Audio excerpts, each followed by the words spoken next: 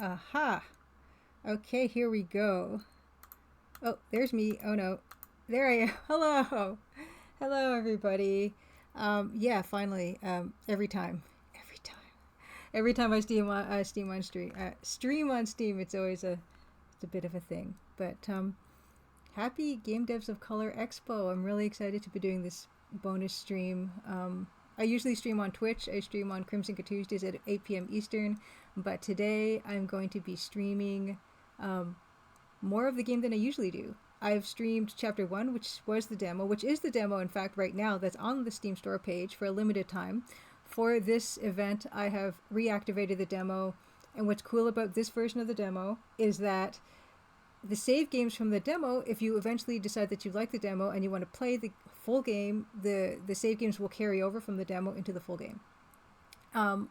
But one caveat is there are Steam achievements in the game that are working for PC and some Mac machines, but those ones are not in the demo, but they are in the full game. So anyway, we're gonna get started. We're gonna get started really quickly.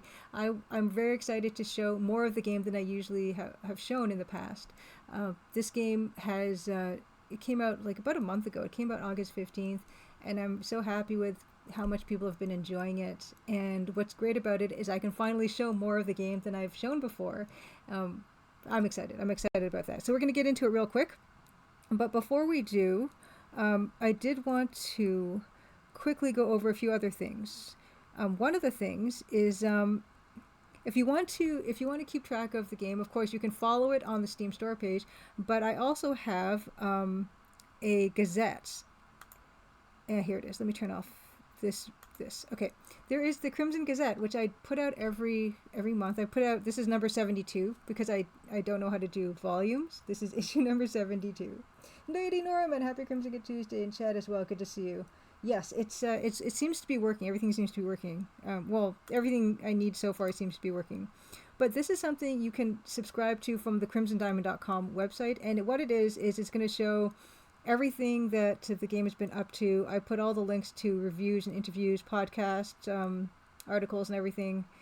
And so this game, by the way, this is a bit old. This game is available. Of course, it's available on Steam. It's available on itch.io. It's available on GOG. It actually became available on GOG today, and it's also available on Fireflower Games. And I have developer update. I talk about things that I've been doing in the past month. I went to the Bay of Fundy last month. Was it this month? Last month, and I got to see zeolites, and I actually got to obtain some of my own cliff samples that you will hopefully be obtaining some cliff samples today while playing the Crimson Diamond Chapter 2. Talk about a bunch of these things. This is just a roundup of reviews and things, as I mentioned. Kotaku, Polygon, Edge Magazine. The next issue coming out is gonna have a review of the game. Game Luster, No Clip Crewcast. Danny O'Dwyer mentioned the game on that, which is really cool. I do have a Patreon if you would like to support me that way. There is a holiday card. I do a holiday card for $5 tier patrons every Christmas and Hanukkah and so on. And I will be sending one out this holiday season. And that's a real actual greeting card that I will mail to you with that's with a handwritten greeting. So there's that. As well, Gaming Trend, Temple of Geek, PC Gamer did a little roundup. Digitally downloaded .net. Gamers with Jobs mentioned the game, which is really nice of them. Get Played did as well. Indie Games Plus, this was written by Joel Couture. Indie Retro News mentioned it. I do have a merch page on Fourth Wall. You can get these kind of awesome hats. This is my favorite hat. This one here. Oh, actually, you don't see me. 1 second. I didn't put the other camera up. Okay, not this one. This one. Yeah, I actually have this hat here, which is the same one as this one. And yeah, basically it's a roundup of people who stream the game and all that other stuff. So if you just want a one-stop shop for Crimson Diamond news, the Gazette is a real good way to go. And you can subscribe to that, like I said, directly from the website. So that's all there. Oh yeah, Limmy as well. And this, of course, is what brings us all here today, the Game Devs of Color Expo. I'm really excited to be part of this. As I go through the game, I'll talk about some of the characters and some of the representation and everything like that, and that I'm really happy that I got to put in the game. Onward. And I also put my VODs up on YouTube. So when I do my Tuesday 8 p.m. Twitch streams, I put all the VODs up on YouTube. I do also, I'm part of the Twitch retro gaming community. I play adventure games, EGA exclusively so far. EGA adventure games. I finished Chamber of the Psy Mutant Priestess recently, and it's a gorgeous game from 1989. And this is just a link, the list of all the Let's Plays that I've done over the years. And yeah, just this is like photos of, as I mentioned, rocks. This is Dan Policard, the musician on this game. You're going to hear some gorgeous music tonight. And Dan is the one who composed that. He composed the music on a genuine Roland MT32, which I'm very excited to share with you guys. We're actually going to be coming up with it. He has the soundtrack up on Bandcamp, actually. If you look for Dan the Band Bandcamp, you can find the Crimson Diamond soundtrack that way. And just, yeah, like my travels and hanging out with friends. Here's Sean Paul. That's actually Dan plays with Sean Paul, as you can see from his sweater. Onward. Yeah, so this is, I went to Halifax, Nova Scotia for a trip a little while back. So I'm not going to, if you want to read more of that, you can read all that. And the zeolites that I got to gather, the Crimson Diamond is about geology, it's about mineralogy, and these are actual interests that I have. And this is something I was really excited to do. I got to actually obtain my own zeolite samples with a guide and everything like that.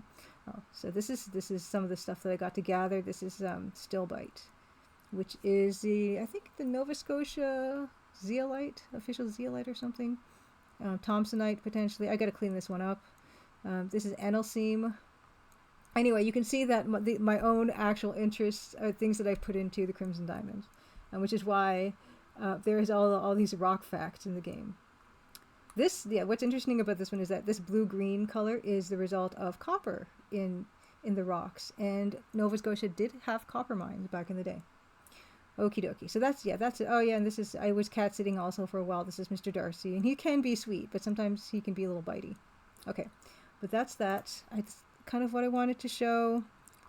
Also, I guess what I can do is if you're new to the Crimson Diamond, I'd like to thank you so much for coming to watch my stream today. We're going to get right into it, but I guess I should introduce myself. I'm Julia Minamata. I made the Crimson Diamond. I did everything except for the music, and of course also testing, things like that. It's a long. Oh yeah, by the way, this is also like a game dev question and answer as well. So if you're in the chat and you have any questions about how this game got made, anything like that, please ask away. We're going to do this for maybe a couple hours tonight. And this game took a long time. This is my first game project that I ever made, which means I had a lot of learning to do, which also expanded that development time, and it was a real learning experience. I got to travel all over the place showing the game off, which I'm very fortunate that I got to do. And yeah, it's been really cool to see it out in the world and watching people enjoy it. There is I was going to play the trailer, but I realized, the trailer is already on the Steam store page. If you want to see the trailer, you can watch that yourself. But it is available on Steam, on GOG, on Itch.io, and on Fireflower Games. So why don't we get down to it? My computer's been really slow lately. I don't really... Oh, you know what? I'm going to close Firefox as well. I don't need that anymore. Okay. But it's still been really slow. It's kind of unsettling. But let's just... Ooh. My name is a little bit clipped. Give me 1 second. Why is it a little clipped? Window capture. Yeah. Is this the window capture? Hold on. Yeah, it's really chugging. I don't know what's going on. Okay. Here we go. Okay, perfect. Let's get into this. And let me know if the music is not loud enough or too loud or anything like that. And this is the beautiful theme music that Dan composed for the game. It's still my favorite track. Most of the tracks in the game were composed live on Twitch, actually, which is kind of fun. And there are more than 40 minutes of music in the game, original music.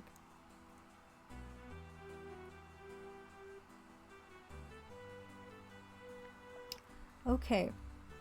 There is a tutorial. I'm not going to take you through the tutorial, but I did want to mention it because this game is a text parser adventure game, which is a little bit unusual nowadays, and I didn't want people who've never played a text parser adventure game to be intimidated by that or anything, so the tutorial is a good starting point that I would recommend if you've never played a text parser game, you've never played like a Sierra text parser adventure game and stuff like that. But we're going to just get right into it. And I'm going to go through the introductory sequence pretty quickly. I'll just give you the Cliff's Notes, or as we say in Canada, the Coles Notes, which is like a Canadian Cliff Notes. But let me see. You're trying to play along with the music chat. Nice. But yeah, let me know if it's too loud. This is your last chance to tell me if this is too loud or not, because I won't be able to change it while we're in the intro. I'm going to give it like an internal 20 count, and then we'll get started.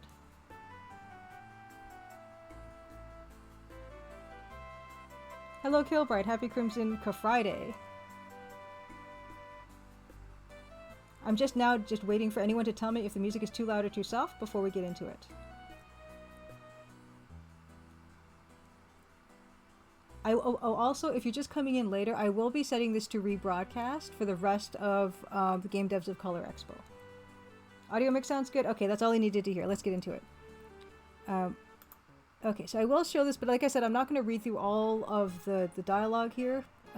If you play the demo, which again I said is available on Steam right now for a limited time, you can kind of read through all this on your own, but I really want to get into Chapter 2 to play Chapter 2, because I've never gotten to play Chapter 2 on stream ever. This is like the first time. Smidge soft. Okay, we could turn it up a little bit. Okay, but I do want to mention the game, yes, is set in 1914 in a place called Crimson, Ontario. This part I can't really skip ahead with, but I've been streaming, as I mentioned, on Twitch for the past 4 years or so, and all of the stream that I did was like just art dev, which was updating these graphics to be like ready for the game. I didn't do any spoilers, anything like that. The Royal Canadian Museum, Toronto, Ontario. This is basically the Royal Ontario Museum, and I just named it something else, I guess, for fun, or worried about, I don't know, copyright. I don't think so. Anyway, because the Royal Ontario Museum actually did open around this time. Okay. And I guess this is, I want to quickly mention about this room. I'm not going to do commentary for the whole thing probably, but this room particularly has a lot of adventure game Easter eggs. I don't really have other adventure game Easter eggs in the game besides this room, but I had to have some, I felt like. And this room is very much inspired by Indiana Jones and the Last Crusade EGA version, his like museum basement office. And if you can see along the shelves, you can see some, in fact, okay, this is it, what we've been waiting for. Okay, yeah, so here is I've got a pause here. I've got this handy dandy pause cursor. Along this top shelf, you've got Manny Calavera's head. You got the Meteor from Maniac Mansion, Murray the Skull, Green Tentacle, and the Grail Diary from Indiana Jones and the Last Crusade. Below that, we have the Dagger of Amon-Ra, a crystal decanter, the Maltese Falcon, which is kind of hard to pick out with all the dark and shadow there, but that's the Maltese Falcon from Quest for Glory 2. Then we have a Sir Graham's peaked cap. I guess, well, this one would be King's Quest V's hat, because that's the color scheme that it had in King's Quest V. Kim, happy Crimson Tuesday. Yes, we're going to get to the Rise of the Dragon. Below, we have this crystal formation, which I saw in Conquest of Camelot. This false grail from Indiana Jones and the Last Crusade. This is a Delftware plate that isn't really referenced to anything. Then we have the Schattenjäger amulet from Gabriel Knight. Below that, we have a bottle of holy water from Personal Nightmare, which is not as well known as the other games, but I played it on stream, so I felt I wanted to include that here. This black cat is a tribute to King's Quest III's Manannan's cat. And this box beside the cat is this jewelry box from a game called Mortville Manor by Lancor, another game that I played on stream. We have a mop and bucket, which I guess could be considered like a Space Quest reference, potentially. This angel is inspiration, again, from Personal Nightmare game, the same game that I played here. This crate is an anachronistic reference to Indiana Jones and Raiders of the Lost Ark. Beside the crate is the Idol of Many Hands from the EGA version of Secret of Monkey Island. Beside that is the Rise of the Dragon, the EGA version of Rise of the Dragon I played on stream, and I love that game so much. Except for the arcade sequences, I love that game so much. Above the Rise of the Dragon is this idol, which is the Chizo Mythos idol from Yachi Kurosawa's adventure games that he made in Adventure Game Studio. The Crimson Diamond is made also in Adventure Game Studio. The bottom shelf here is this Rosetta Stone kind of thing. You can see like a Wadjet eye here, just above the cursor. top of the cursor for Wajidai Games, Dave Gilbert, who is another adventure game studio developer. This basket is one of the woven baskets from the Voodoo Ladies room from Secret of Monkey Island. This globe is a similar globe to the one that's found in the Colonel's Bequest, which is a game I very much was inspired by. And lastly, we have, lastly, this tapestry on the far right is the tapestry that you see in Merlin's room in Conquest of Camelot. Hello, return to Spielberg, Happy Crimson Friday. Yeah, this is my one reference room. I put them all in here. And the table that Nancy is sitting at right now, we'll see a better look at this stuff in the close-up, but there is a sack of gems, which look like the ones you find in the Colonel's Bequest, or you can find in the Colonel's Bequest. And then these crystals here, beside that, there are Fester Blatz's gems that he has in Space Quest 3, and also in Conquest of Longbow, there is that half emerald, half diamond piece that's in that is also in this game. Okay, this being that the opening sequence, we saw this fisherman discover this diamond in the belly of a fish, and our boss, Professor Plummer, is telling us about it right now. You can see a close-up of the Rise of the Dragon, the Idol of Many Hands. Okay. Our boss, Professor Plummer, is a reference to Christopher Plummer, Canadian actor, and also Professor Plum. Yes, you cannot. I'm afraid you cannot pet the cat. I had plans of making an actual cat that roamed around the lodge and would kind of almost like help prompt the player, like call the player's attention to things. And I never did. I never got around to it. And Nancy, being the go-getter that she is, she volunteers to go up north on this adventure to investigate this diamond claim.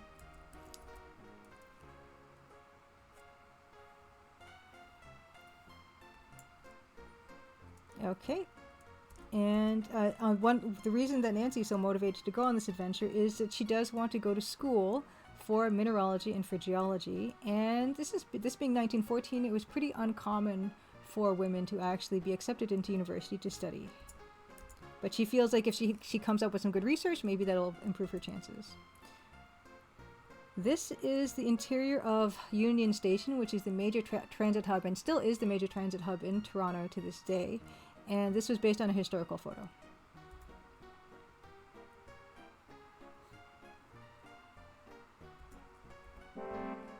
And this screen is based on the exterior of Union Station back of that same 1914s era.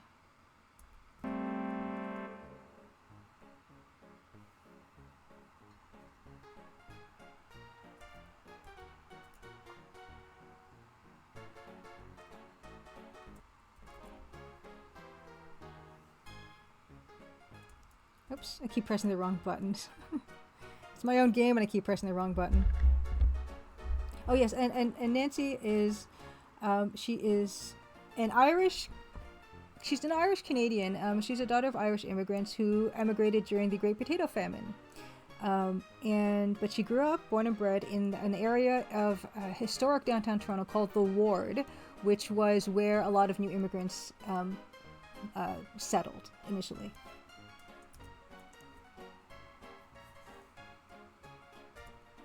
Okay, and here's another passenger. This is Kimi Kishiro, who will be joining us at the lodge.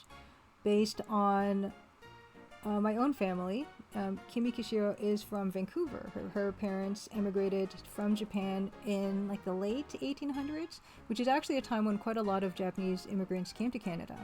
Japan was not doing that great during that time, and it was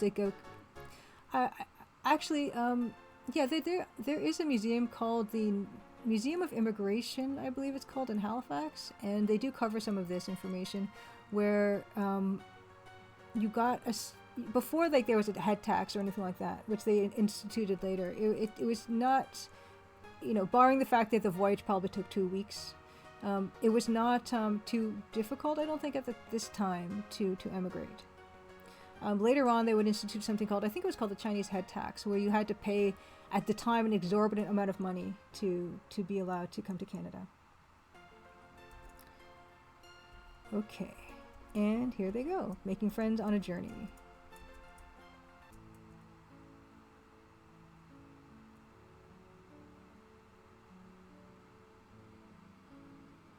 And Crimson is one of the later stops on this imaginary CPR like rail route, train route. I don't actually know how this train would be routed, but we can just imagine that it's in a pretty deserted place, so they're the only ones left on the train. And of course, a lot like Dagger of Amon-Ra, and a lot like any adventure game at the start, you are deprived of your starting inventory, and you must now be resourceful and improvise. Okay, but that won't keep Nancy down, and we'll actually get to improvise her field kit in what we'll be playing mostly today, which is Chapter 2. And we get to meet another character that's going to join us at the lodge, a very Hercule Poirot character. This is Albert. And yes, she says, I noticed. She's already kind of suspicious or nosy that she says that she didn't see him on the train. But he was in the first class car, which is why she did not see him. And oh yes, Kimmy is also here for nesting cormorants. My parents and my mom still is very much a bird watcher, a birder as they're called nowadays. And I was told actually in feedback that the term birder is something that happened in like the 1940s, and so I think I changed that term based on that feedback. But the one of the weeks following the Crimson Diamonds release, I actually, and this was like late August, I was in an Ontario provincial park with my mom, and we were actually looking at nesting cormorants. So it's a thing that you can do at this time of year. And the game is actually set in late August as well. And the game happened to also launch in mid-August, and it just kind of all lined up really nicely. Cormorants, double-crested cormorants. And here's Jack. Jack is, he's the helper at the lodge. He's kind of like the jack of all trades, so to speak. And this fellow, the Belgian fellow, which is Albert. Albert's the Belgian, of course, and Hercule Poirot was also famously a Belgian. The Belgian is from the major hub of diamond industry, which was Antwerp, and it still is a major hub of the diamond industry. And he's been sent to evaluate this diamond claim, the so-called diamond claim, and he's been sent by the Canadian government. Yeah, there's a sign. I don't even know if I put it. I don't think I put that photo in the newsletter, but yeah, there's a sign where certain parts of the shore and like a spit, like a sand spit area, are off limits to anybody because of the nesting season. So that is a real thing. There are cormorant bits in Master and Commander, Lady Norman. I did not know that. Fantastic. Okay, moving onward. Yes, and they're repeating a lot of the exposition, just so that the player knows what's going on. And yeah, he's saying that I guess you're going to have to stay the night at the lodge because that was the last train that just left. So you can't just stay in the middle of nowhere and wait overnight here. It's not, I don't know if it's not safe, but it's just not the right thing to do. So the lodge was once used as an inn, and so there are plenty of rooms for these people, which it's just nice of Jack to offer.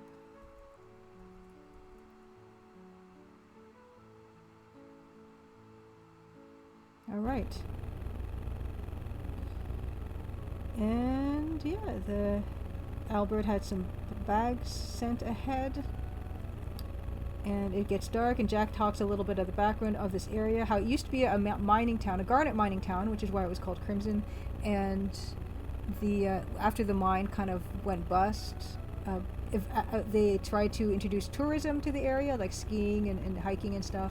But then people just eventually lost interest in the area and went to other centers, urban centers or other places, which actually happened quite a lot apparently. So another aspect of Canadian history at this time was the government was trying to encourage settlers into these areas of Canada with these incentives, and some of the incentives were stuff like, okay, well, this land is free.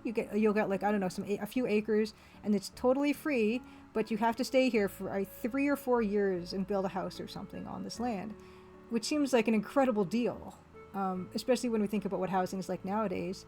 But I think like definitely more, I don't remember what the statistic is, but definitely more than half of the people who went on these types of journeys and settled in that way eventually just abandoned their homesteads, because it's of course extremely hard to kind of, scrape out a living in a completely new place. The flightless cormorant of the Galapagos. I didn't know there was a flightless cormorant. Can it still swim? Because cormorants, Lady Norman mentions, cormorants are diving birds and they dive to hunt fish. So I'm wondering if they can still do that part. Okay, so here we go to the lodge.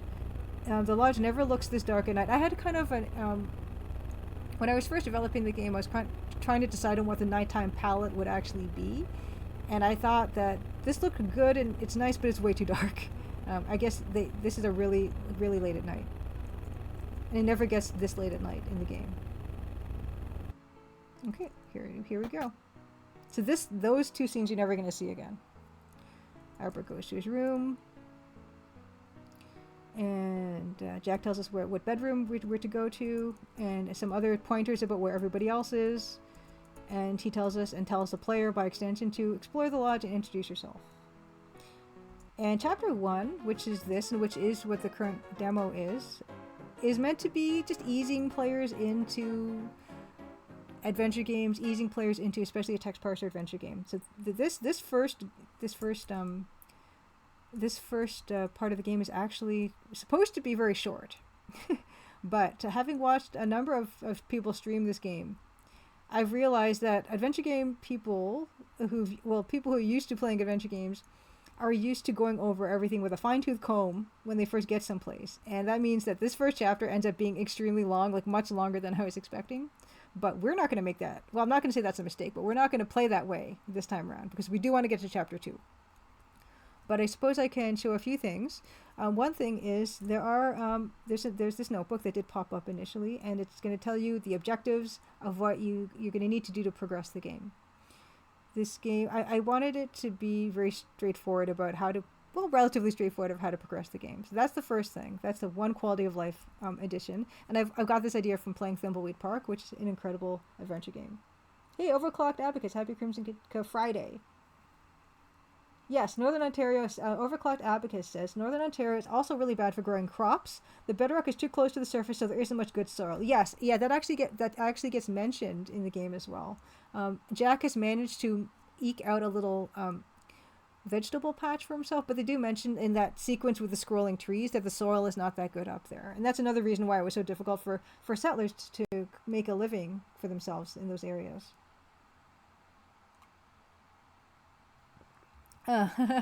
Kilbright says, my brother was just asking me about the tool you used to develop this, and search yields your tutorial as the first video.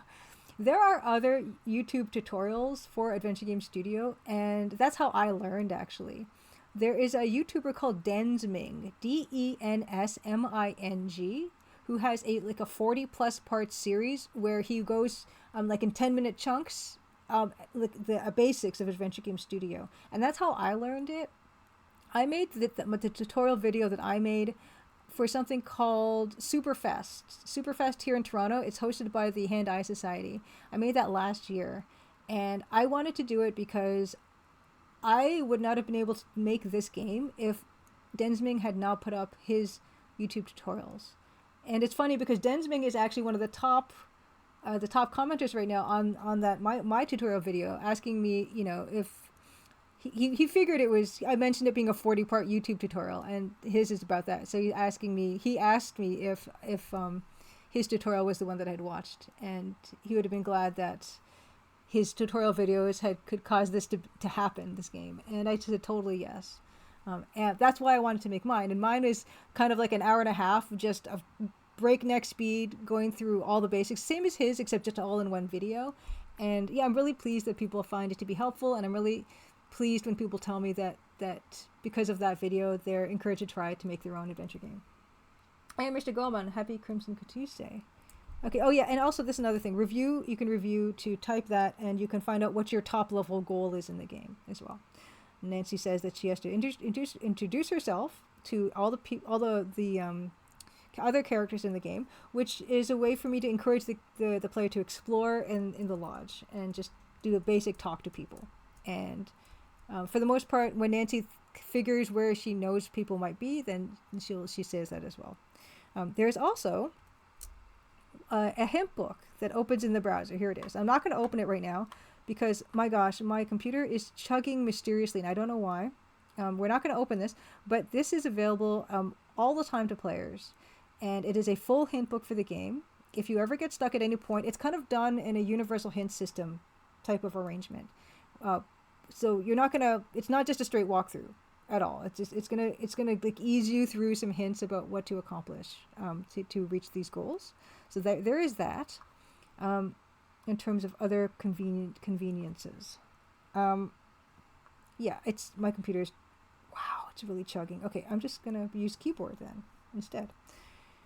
Okay, other things that I can mention are there is this graphical inventory, which is not something that Sierra Adventure Games had. Well, Sierra EGA Adventure Games had, but you can change that to a text-based inventory if you want. So there's a bunch of different options here. I'm not gonna go through those all right now, but I will get into talking to Kimmy. And Nancy says how much she likes to explore and meet new people. And Kimmy is different. She just wants to stay in and keep to herself. Okay. So I'm not going to, as I mentioned, I'm not going to read through all this because I do want to get to chapter 2. But of course, the demo is available currently on Steam. And if you want to go through this yourself, you can definitely do that. There's a lot of writing in this game, actually. There's, I think, 160,000 words in the game. And also, I just cleared that by just my total muscle memory, but there are also tutorial boxes. There's one that popped up just now that said that, there's a help menu and things like that. We're just going to buzz through this, I think, relatively quickly. Here's our first person we can talk to. We can talk to is also Control T, which is a shortcut you can take advantage of. Talk to Margot, or just don't even need to say Margot. You can say person if you want, if you're not sure who this is actually. And no red herrings, and there are no red herrings in the game. There is that lake herring at the start of the game, which is blue though. And Nancy introduces herself, and Margot introduces herself, and Nancy also repeats her goal. She does this 8 times in the game in chapter 1, and by that time I'd hope that the player has a pretty clear idea of who Nancy is and what she's doing. And anyway, moving on. Oh yes, and that's another thing. There's a triumphant chime that happens, and we just talked to Margot. And that's how it gets tracked. Oh yes, and also there's this other goal here. Open the curio cabinet drawer, then search the drawer, take the brochure. So why don't we go back and do that? Because that's something Kimmy told us at the beginning here that I kind of just totally disregarded. And I'm going to use a keyboard shortcut for search drawer, which is search means to open and look inside drawers and cupboards and things. Oh, only Doug the Herring. Yes, Doug Herring, who is the artist of the Colonel's Bequest. I see. Yeah, the red special glasses ones. Okay, understood. The hint books. I never had the magic marker hint books. I only had the red gel window ones. But you can take a brochure, and this is gonna function as your in-game map. Oh yeah, we can also ask. Control A is ask about. We can ask about brochure. And Kimmy will tell us a little bit more about the brochures, which were back from when the inn was still a lodge. And we can use that map. It's not like a fast travel map or anything. It's just to give the player a basic idea of the layout of the lodge. We are now in guest bedroom 1 currently. Okay, but I'm going to just buzz through this. Yeah, this is an example of the tutorial boxes. I tutorialize a lot because I did want to hopefully ensure that players are going to kind of be eased in, like I said, and not miss anything really. And I just wanted to help people out with that stuff. And we've already looked at the main menu, and there's a save and a load as well. This room, there's nobody in this room, but I will just show it to you guys. Yeah, here we go. This is GDoC.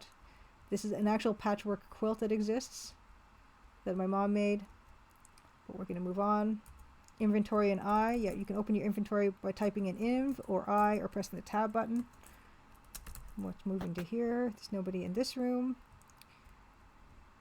But something else that I wanted to do in the game is you can sit, and in this room, in most rooms you can sit in one place, but in this room you can actually sit in both of these areas, which you don't need to do ever. But I like it. It's cozy.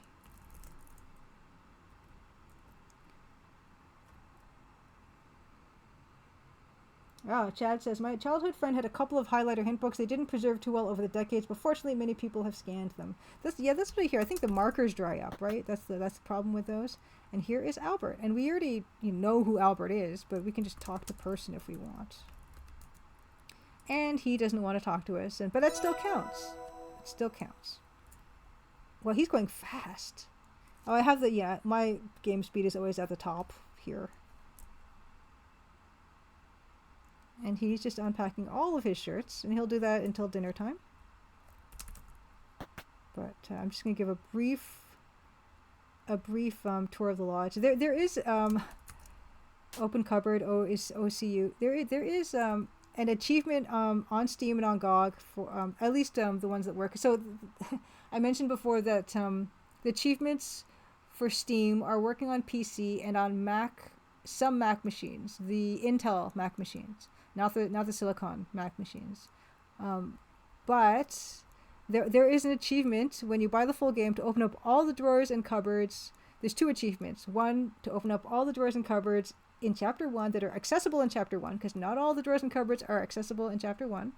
But all the ones that are, if you open them all in Chapter 1, you will get an achievement. And there is another achievement that's called Complete Ransacker, which is opening up every drawer and cupboard in the lodge. But we're not going to do achievement run this time around. Bathroom. I love Art Nouveau as well, so you can find some Art Nouveau posters. This is an Alphonse Mucha poster. There is an Henri Toulouse-Lautrec poster in another one of the rooms. If you Google Absinthe poster Art Nouveau, you will find this one. That's what I just would do for some of these rooms. Not all of the artwork in the lodge is from like an actual poster, but a lot of it is, or paintings.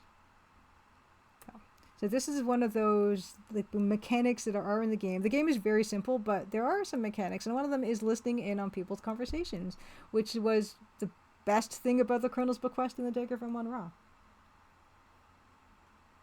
Oh, Lady Norman says, I wish there was a Dido poster. I still haven't framed the desk mat because Walmart had no 18 by 12 frames. Oh, you're going to frame the desk mat, Lady Norman?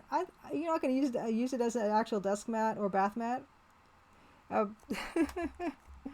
Awesome. Oh, that's really nice of you. Okay, so we can listen on, this conversation from these 2 people. We can eavesdrop. And here we have Nessa Crabbe, the sister, the elder sister of Evan Richards, the recluse owner of the lodge. And she's talking to her lawyer that she brought, because now that there might be diamonds on the land, she wants her share. And she'll say that often and loudly. Anyway, she never liked Crimson. She left when she was old enough to leave. And they're looking for a will. Intriguing. Okay.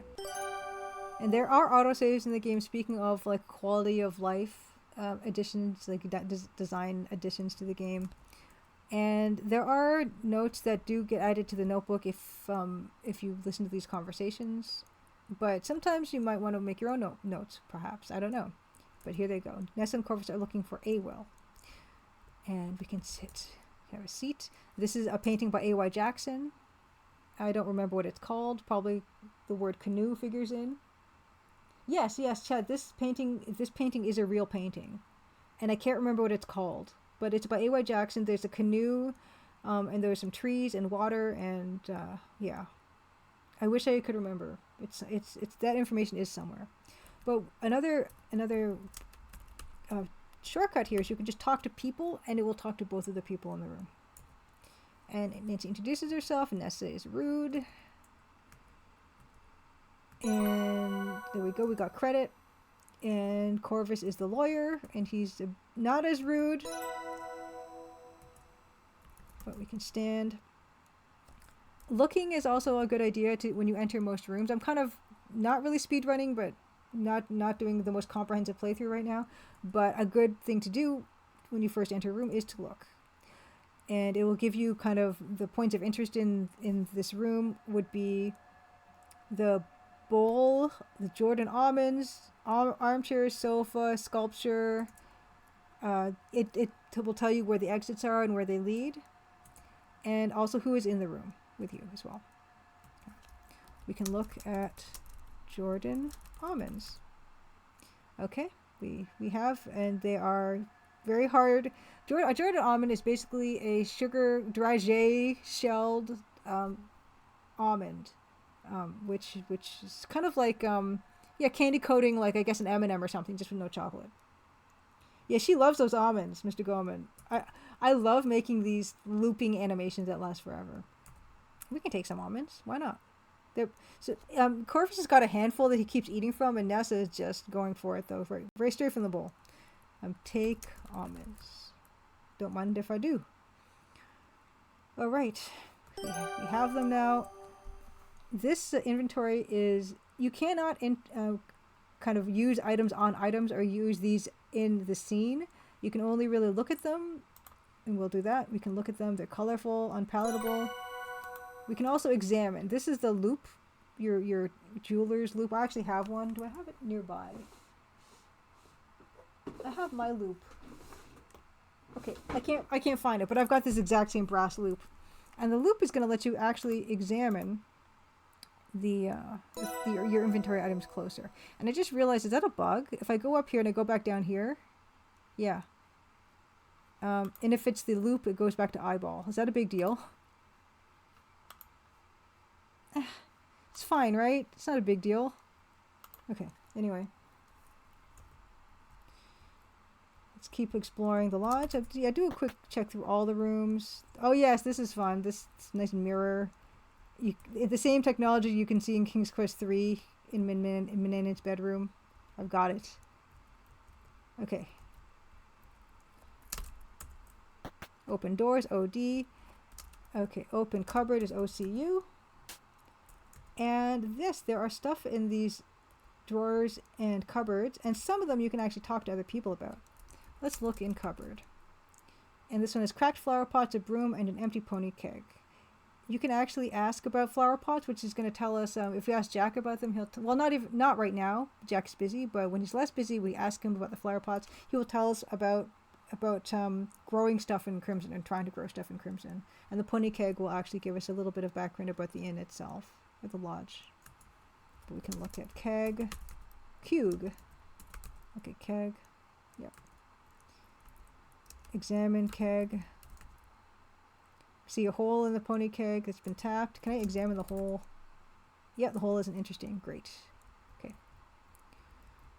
What else have we got? Another absinthe poster. This is another real absinthe poster, Art Nouveau absinthe poster. You can go into here. This is the dining room. We can have a toast. Just checking the time. Okay. I think we'll get into chapter 2 pretty quickly. Just want to do a nice little toast. All of these are openable. I'm not going to open all of them. But yes, you can open everything if you want. Leave them open. Okay. We have a billiards room, which is because of the game Clue. A lot of these are conservatory over at the end here is also because of Clue. And these guys are having a conversation too, so let's listen in. We can just listen. And here is Nathan and Evan. They're just wondering what they're going to do about something, vague. What are we going to do about this vague thing?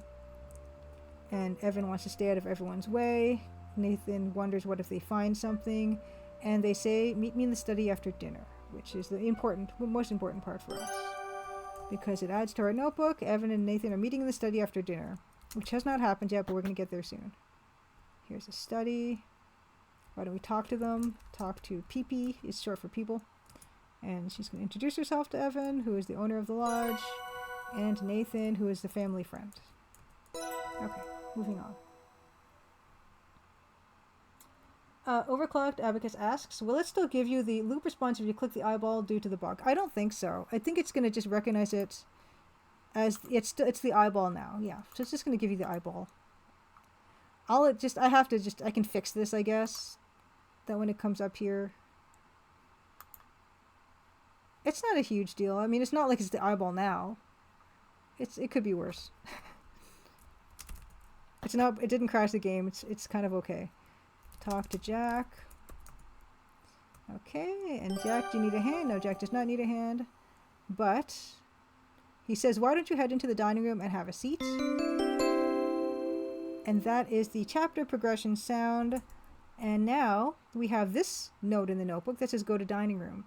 And when it's got all those asterisks around it, it means that that's the chapter progression action.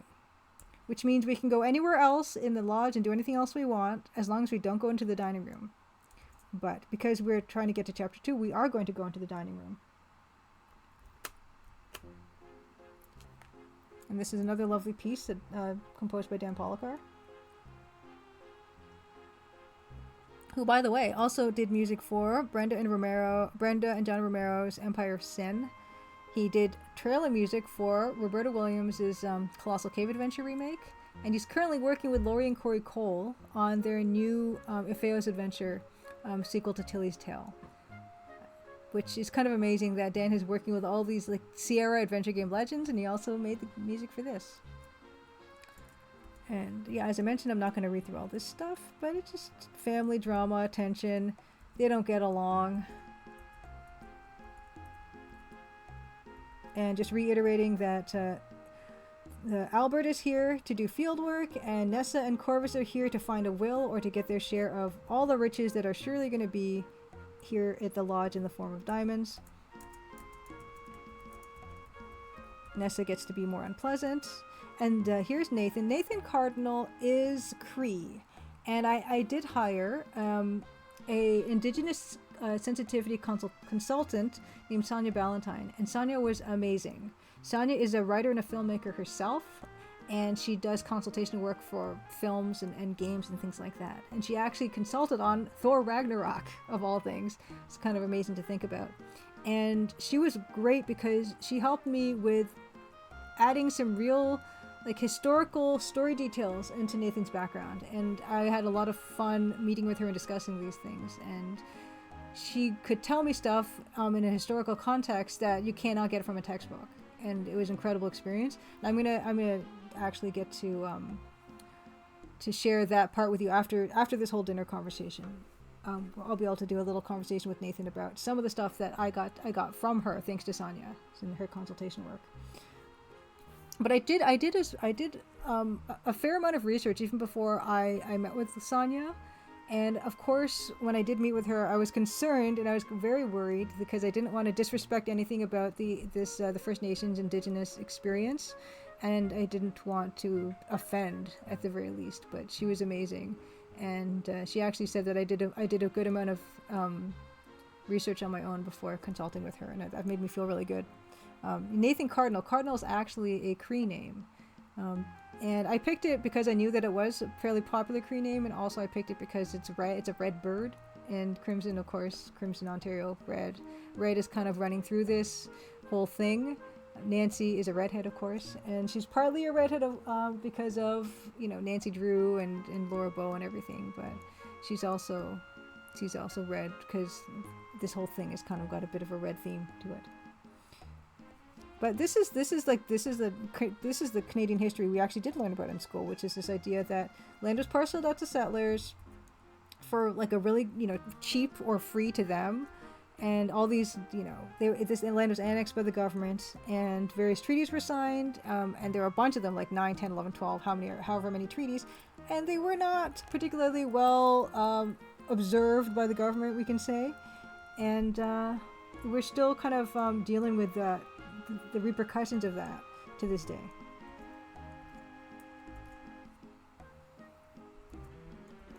And yes, at this point only Nathan and his family remained, and at this point only Nathan has been remaining, with of course Jack as an employee. And he likes it here. He likes the fact that it's quiet.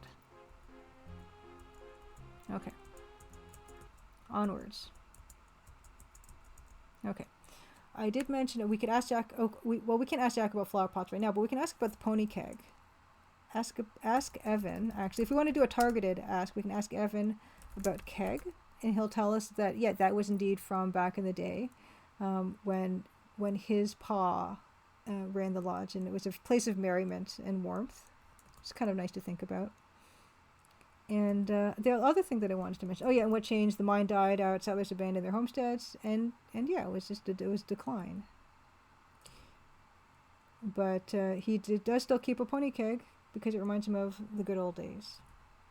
The other thing that was in the upstairs closet was a cane, and it's kind of a bit of, not necessarily a tribute to the Colonel's bequest, but I was thinking about the Colonel's bequest when I did hang the cane up on the rod that's in the wardrobe.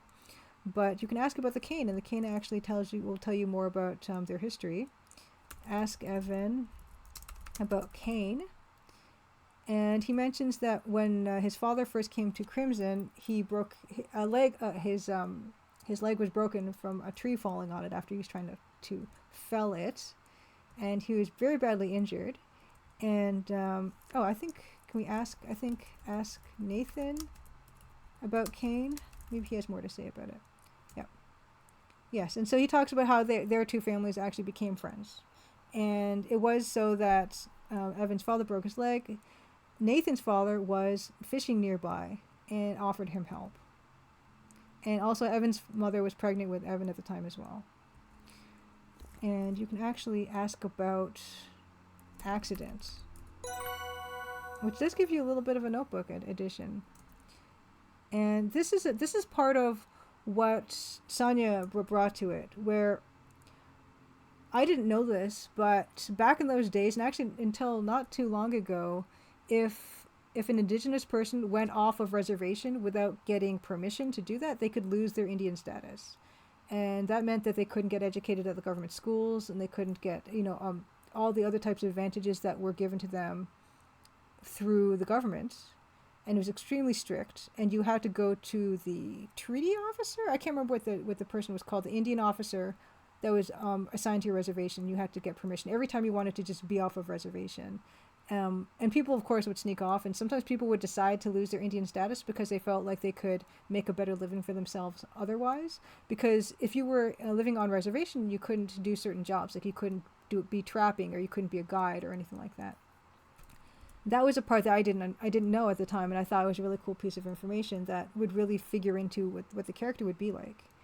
And yes, it says here Nathan's father was technically breaking the law when he was fishing off reservation, but he did help Evan's father, because this is the idea of community that also Sonia told me about, how when people are in trouble, you kind of have to come together because there's no one else to help you. This is not a city where you have, infrastructure, things like that, and services.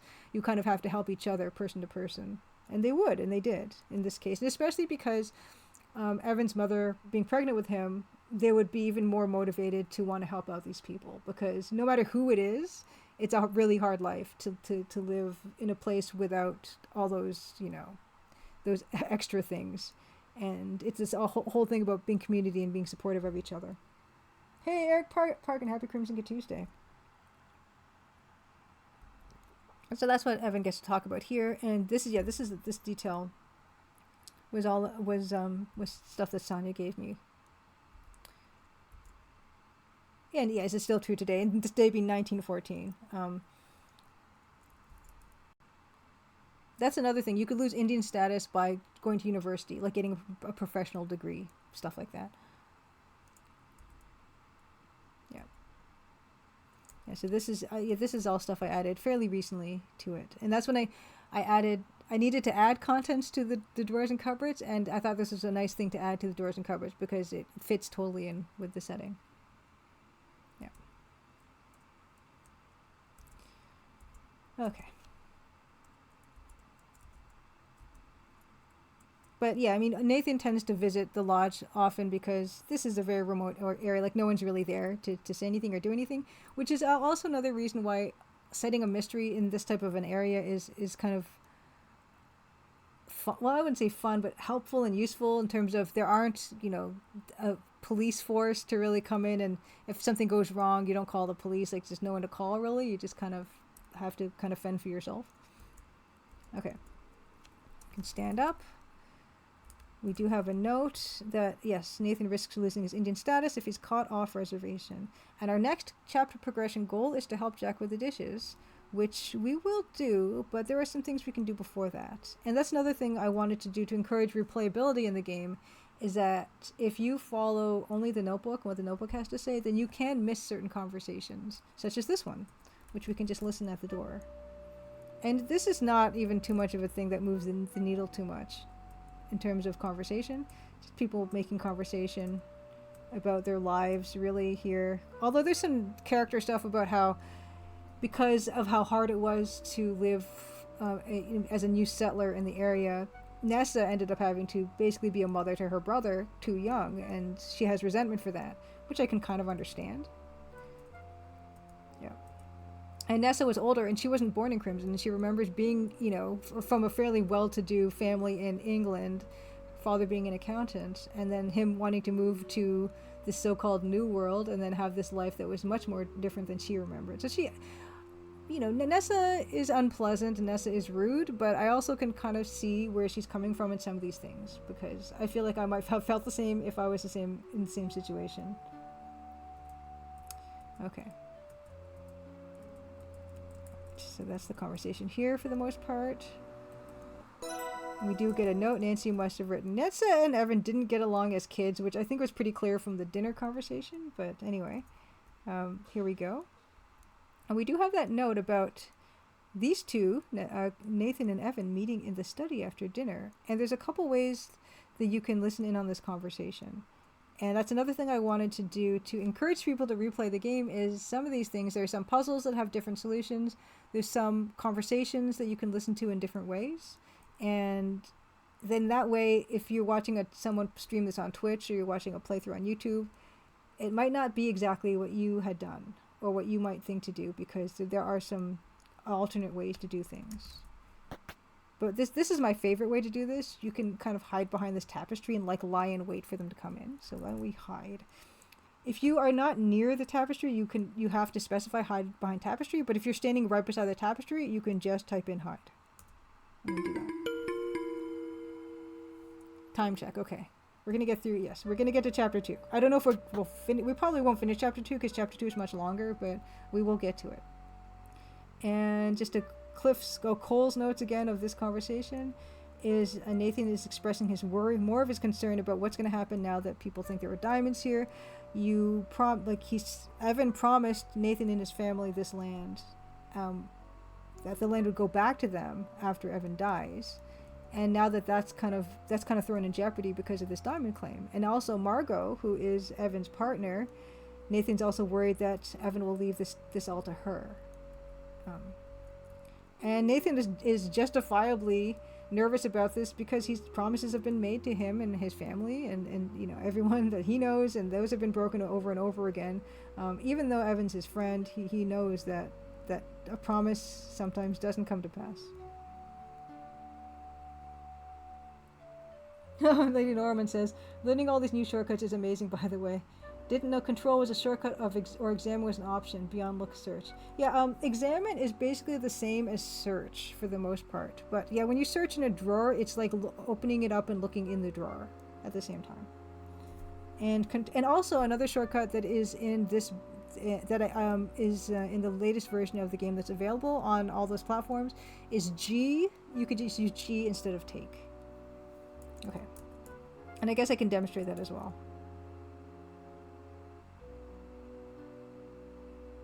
There are a couple Control Plus shortcuts in the game.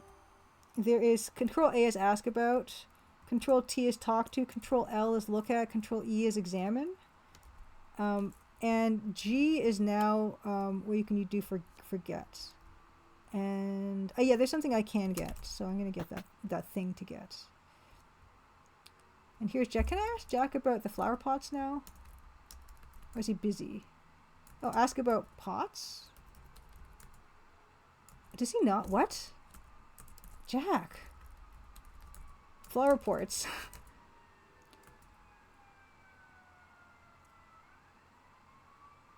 Surely. You're supposed to be able to ask him about flower pots. Oh no. See, every time I play this, there's something I have to write down. Let me write this down.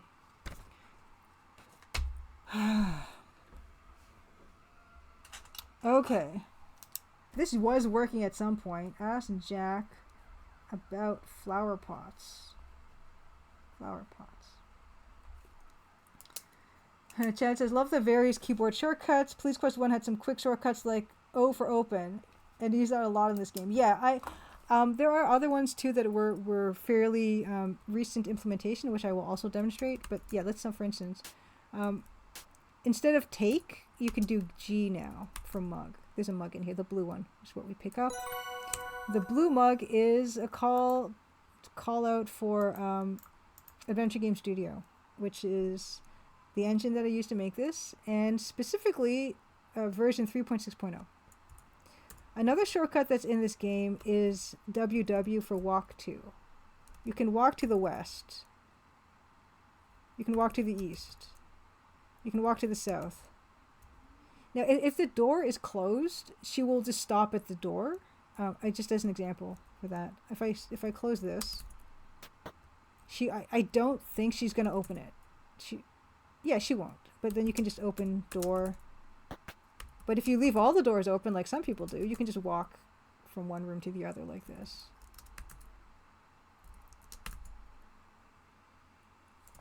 Okay, and what is our goal again? Oh, goals. Help Jack with dishes. And if we type review, Nancy mentions that you could probably help Jack with the dishes. He would probably really appreciate that, which we will do. Okay. So Jack mentions that he's super busy, and now he has other things he has to do. He has to get Evan a drink. He can't keep Margot waiting. Uh-oh, something slipped. That's our chapter progression sound. And our next thing is to eavesdrop on the boudoir door. Okay. And also, what's kind of nice, what I like about this game kind of being restricted to one location is, here is Nessa fast asleep now. And so at certain parts of that night, people are going to be in bed and asleep, and you can't talk to them anymore.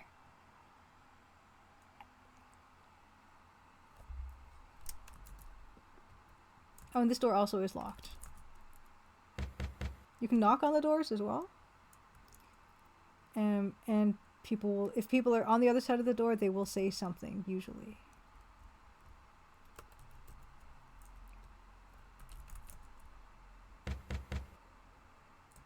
No response. Kimmy fast asleep. Okay. Onward. So here's the door that we're supposed to listen at. At door. But we need an extra tool to do that. And this is something this was a common sticking point for some players, and I worked to add some extra details to it to help people with it.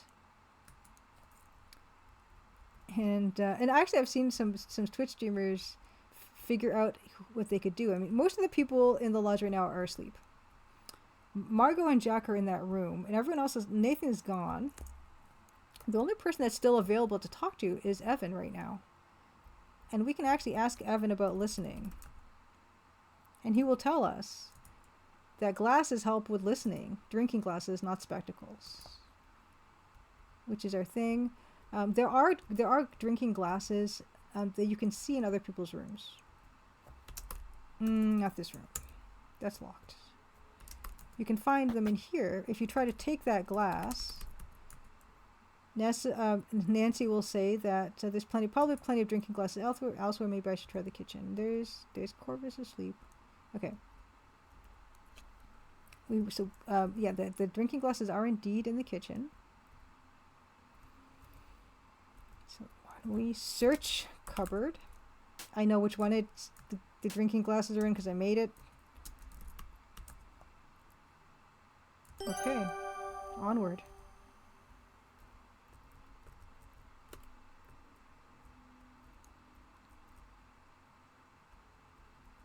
Okay, listen with glass.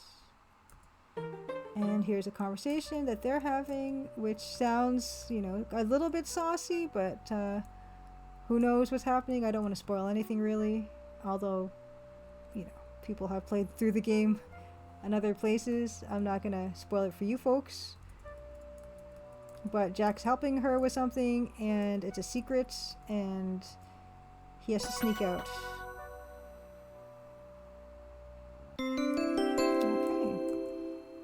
And there we go. And too bad we have to leave on the train tomorrow because this is such an interesting place, is what Nancy says.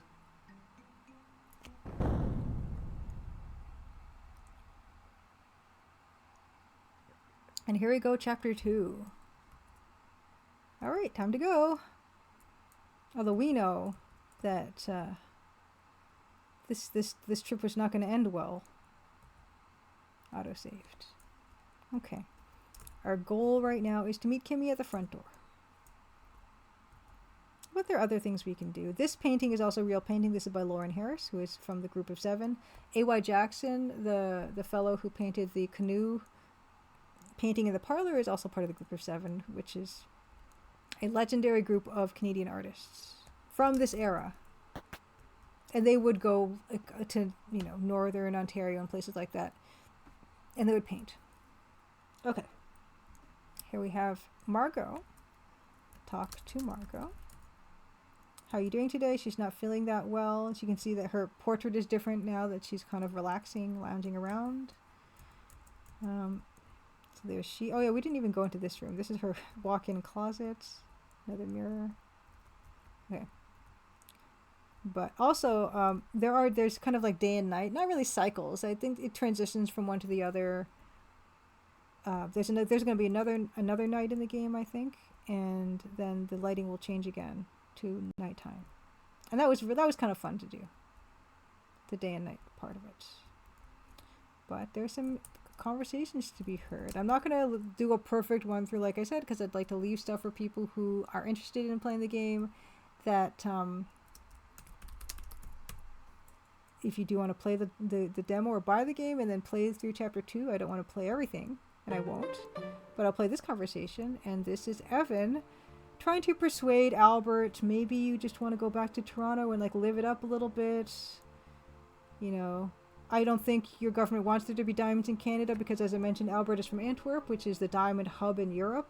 And if there were diamonds in Canada, that would upset the whole monopoly that the big diamond companies, like De Beers, of course, is known for their monopoly on diamonds.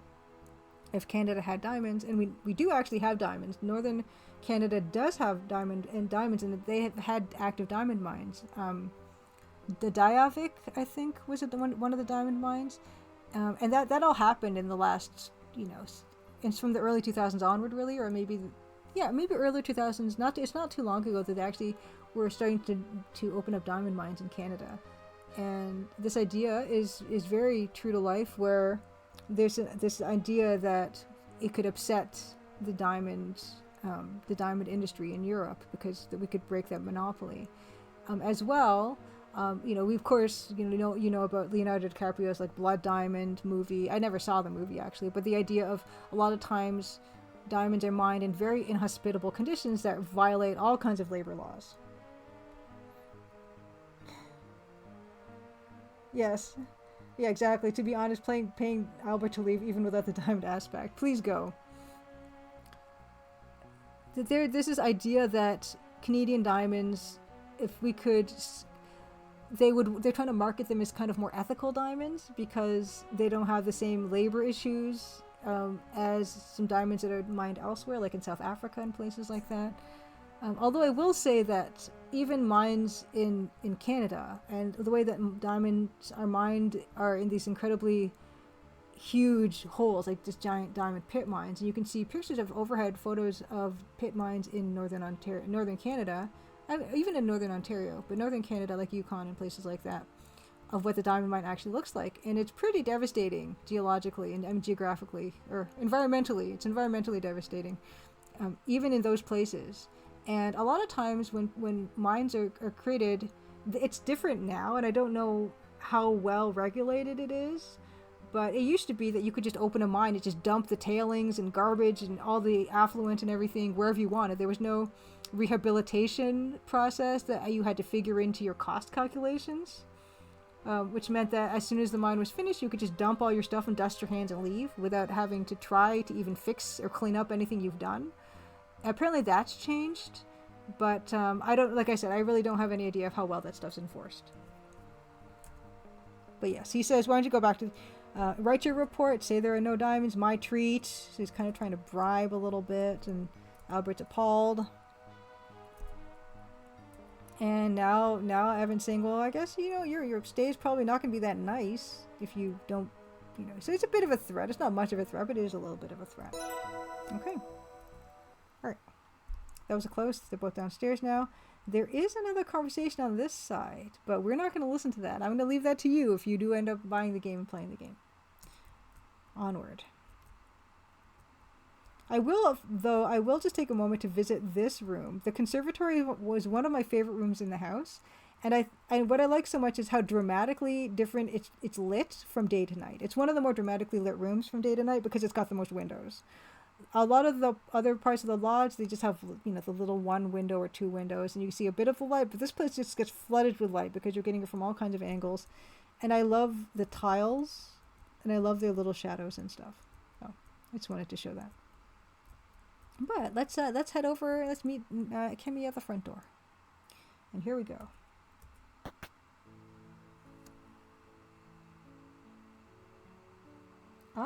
Chad says, in the 1948 film Treasure of the Sierra Madre, the old prospector does pay it forward by ensuring that they clean their mining camp up once they are done searching for gold. Yeah, that's something like, honestly, I don't know how common that was back in the day. There's almost like a trope of abandoned mines and being dangerous because they would be poorly secured. They would just leave equipment and like open holes in places and stuff. Yeah, it was not super responsible the way things were run back then. But nowadays, with the diamond mines as they are like in northern Canada, there is some talk of, it's such a complicated issue, and I don't want to really come down on one side or the other. But there is talk about the fact that it's an employment opportunity for people up there, and a lot of times those are people that are on or near reservations and things. I don't know if they see that as a good thing or a bad thing. I'd want to talk to them before I would say one way or the other. I want to hear from them. But yeah, it's a bit complicated, I would say. And I don't know if there are actually any currently running diamond mines in Canada. But of course now we've got lab-grown diamonds, which is a whole other thing, which is still environmentally not the best, but I think on the sum total probably better for the environment than the actual mining. Because nowadays they're having to dig real deep to get to those diamonds. Although I think in Botswana they found a really big diamond recently that was, I don't know, the size of a really, I can't even say how big it was. It was gigantic. It was like 8,000 carats or something. And they found it using imaging technology. In which case, maybe they don't need to dig. I mean, maybe you can only find the gigantic diamonds with imaging technology like that, though. I'm not sure if you can find diamonds without really. I mean, they do prospect for them still. They'll do like core samples. They'll drill deep down into the earth and everything. But the actual extraction of diamonds is still, it's pretty extreme stuff.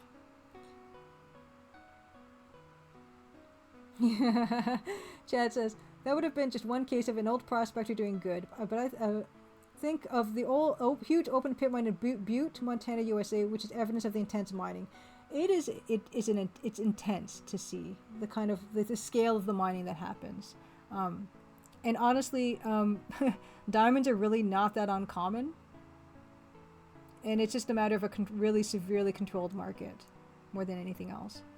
And that's kind of why it's funny, because at the start when lab-grown diamonds became a thing, De Beers and those other, diamond people were really trying to downplay, even Tiffany's, Cartier, like the big jewelers and things, were kind of trying to say that these ones aren't real diamonds, and you don't truly love that person if you get them a lab-grown diamond. But they've actually have their own lines of lab-grown diamonds now, because I think they might see the writing on the wall about this. That it's only their really incredibly controlled supply that is causing diamonds to actually cost a lot of money. But yeah, this whole thing about how much things are worth and the value of things is something that's a bit explored in the game. But I'm actually glad we could stop here because we can listen to this gorgeous track by Dan. And Nancy's just noticing for the first time, because she came at night and it was all like noisy, rattly automobile, and she didn't get a chance to really take in her surroundings. This is her first time being out of the city. I mentioned she was born and raised in an area called The Ward in downtown Toronto, and it doesn't got a lot of greenery. It doesn't have the same kind of majesty as this natural wilderness that she's now being exposed to, and she kind of likes it. And there are waterfalls, which we will get to see. Waterfalls and rivers. Here we go. This is an REO touring wagon from back in these days. And here we go, back to the station. It's the same station, I just changed the palette. I didn't even change the lighting or anything like that. And there's a telegraph machine in the station, and Jack's gonna check the telegraph machine, which is when he's gonna get that news about the bridge, in fact.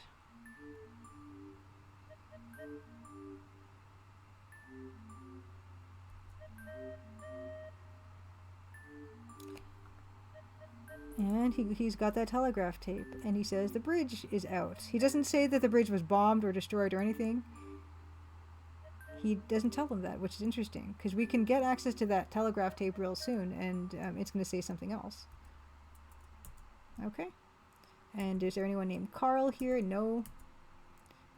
A telegraph was left for someone called Carl. Albert's going to send a telegram to his superiors. There was an accident, is what Jack says. That's not what the telegraph tape says, but that's what Jack is telling us. And maybe he's telling us that because he doesn't want to alarm us, necessarily. Okay. And yes, Kimmy got her wish to get to see the Corbins, but leave them alone. And yeah, you are meant to leave them alone. There are signs. Okay. And now you head back, and everyone is kind of nervous and anxious about the whole turn of events. But Nancy is indefatigable. She is going to do her research. She's going to find out. She's going to find some samples. She's going to improvise some tools. I'm going to get into that. And Kimmy is rushing off to the cormorants, which we will also get to see. Okay, here we go. Got work cut out for you.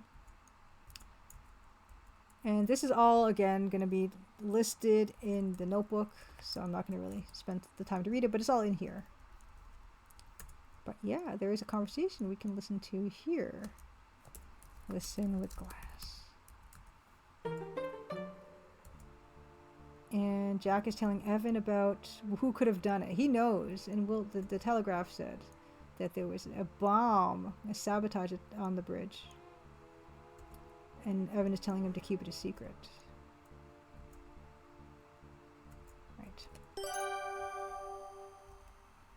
But there it is. Here it is. And it's funny because I've watched a few streamers play this section of the game, and they don't notice this thing in the fireplace. It's like animated and stuff, right? And there's smoke coming off of it. And there's actually another example of this, like later in the game, where there's something that is animated for people to notice, and people don't notice it. And I kind of am wondering if I need to do anything else with it.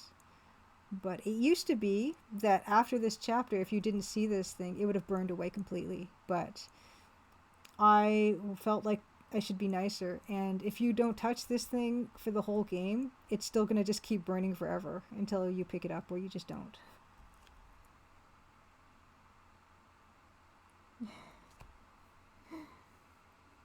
Oh, Overclocked Abacus says, I only just finished chapter 2 before the stream, but this scene made me really suspect Albert. He seemed intent to see the Carl telegram. Interesting, Overclocked Abacus. And Lady Norman says, I also am only chapter 2 because of eepiness when I have time to play. Eepiness? Oh, you're sleepy? Is that what eepiness is? But we are going to take this telegraph tape. But like I said, I am surprised. I saw at least 2 streamers miss it. Take tape. Carefully pick up the telegraph tape, and it says bridge bomb sabotage await, with some, like, it's been burnt up, so you're not seeing the whole sentence or anything. And it crumbles into ash. Oh no. And those are things you can't ask people about.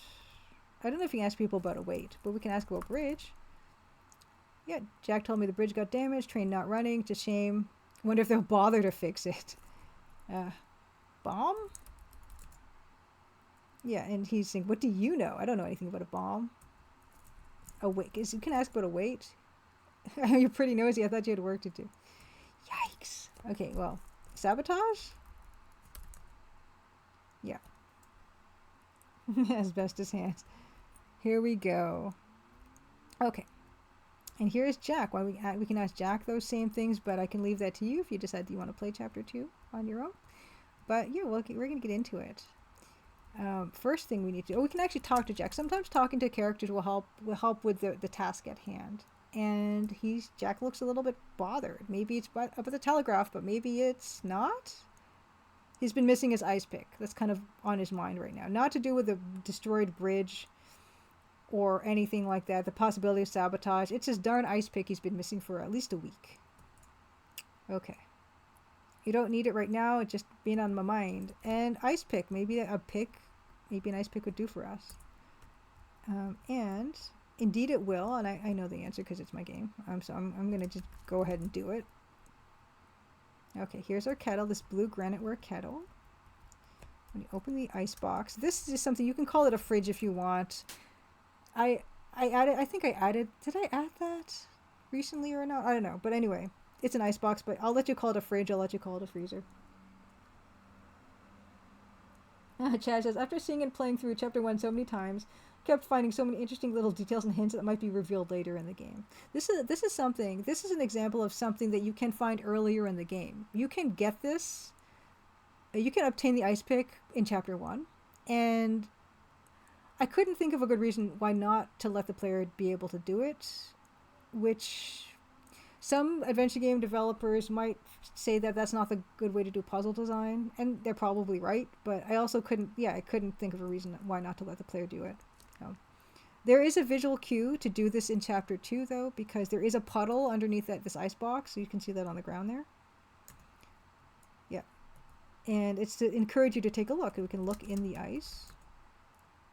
Scrutinize the ice. We can only see an indistinct outline inside. Look at ice. Look ice. Seems to be something frozen inside. Kim says, this ice pick thing took me like a day to figure out. Someone has suggested something to me that I thought was so fantastic that I almost want to implement it. Someone suggested that, okay, in the smokehouse there's a bag of rock salt, and someone suggested, what if we let you take some of the rock salt, put it in the mug, fill the mug with water so you have salty water, and then pour it over the ice to melt the ice, or sprinkle salt on top of the ice to melt the ice to reveal the handle. I'm like, oh, it's kind of a cool idea, but maybe it's just not enough to melt to get to the handle. I don't know, but it's kind of really tempting to add. But at the moment, I have so many like small, relatively minor bugs to fix in the game that I don't think I'm going to get around to it. But I just love that suggestion. Oh, Chad, thank you. Chad says, I found so many of the puzzles in this game integrated really well into the story. I appreciate it. Oh, Overclocked Abacus, you kept looking for a flathead screwdriver to use as a chisel. There are all these very appealing looking tools in the game that I only after the fact and watching people play realized that I had done. Because that initially was just set dressing. And then, of course, people wanted, there are some tools in the closet. There's a shovel in the shed. I don't let you take those things. Yeah, screwdriver would have been a good one. A screwdriver is basically the same thing as an ice pick, except an ice pick has a pointy end. Yeah, exactly. Yeah, Chad, sprinkling salt on the ice would probably take too long. But yeah, and boiling water does make the most sense, but pouring salty water might be cool. Overclocked Abacus also says, once I heard about the ice pick, I started checking the bar and other places where Jack might have been adding ice to drinks to see where he might have left it. That's also a really smart idea. Absolutely. Yeah, Nancy cannot accommodate a shovel. Shovels are heavy, like especially back in those days when you'd have a solid wooden handle and it'd be a solid metal shovel part. Those are very heavy, and she's not that big of a person. Pour water on ice. Okay, here we go. Some of the ice has melted away, revealing a wooden handle. Take handle. Alright. Here we go. We took it. Hooray! It looks like I found the ice pick. Great, ice pick. Close ice box. Okay, fantastic. Another thing we need is a streak plate. We can ask Jack about plates if we want. He has something to say about it. Cupboards over the sink, that's where I store the plates. And there are some pretty plates in the spare room upstairs. across from the bathroom, but those are for decoration. Oh, overclocked abacus. Nancy hasn't figured out how to put a giant Q-tip in her pocket the way Guybrush Threepwood did. She does get to put something comically oversized in her pocket in chapter 3. I don't think we're gonna get to it tonight.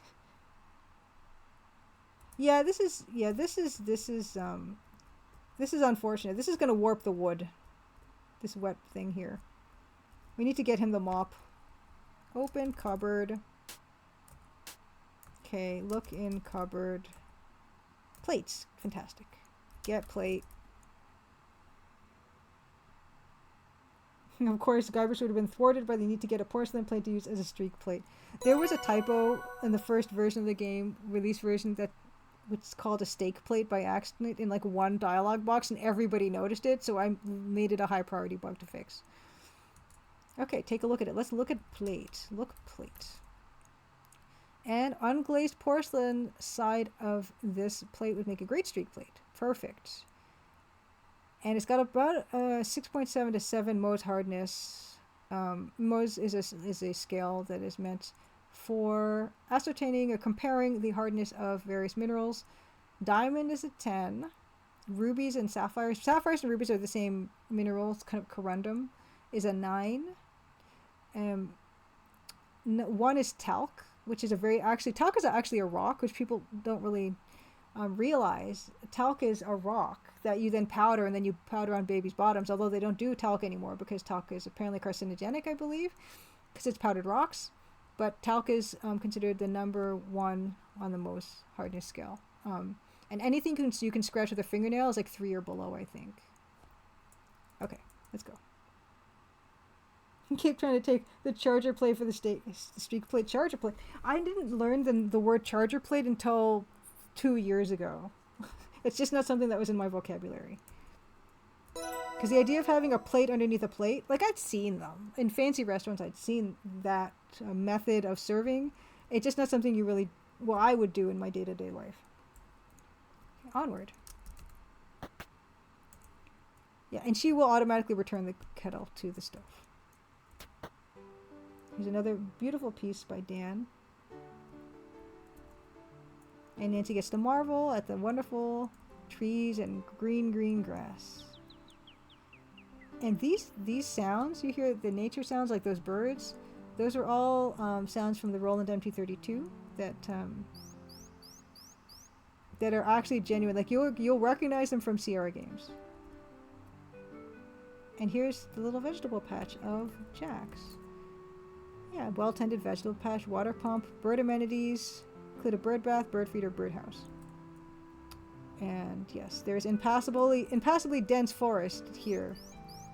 Cannot go. But you can pump the pump if you want. Let's pump the pump. Yeah, we have wet shoes. But we can fill the mug if we want.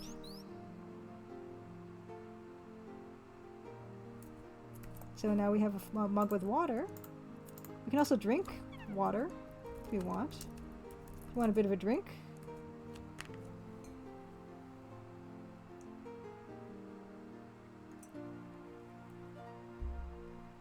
Okay. Oh, that was a woodpecker. Here is inside of the shed. Look at that tantalizing shovel. Take the shovel. Yeah, it's a bit too bulky. Yeah, they're just really heavy. But let's look. There is a rope on the back wall. As well, the adventure game staple. Look shelf. I like this. This is my kind of humor coming through. It's not really funny. It's just a funny way to write this. The shelves contain all sorts of garden-related miscellany.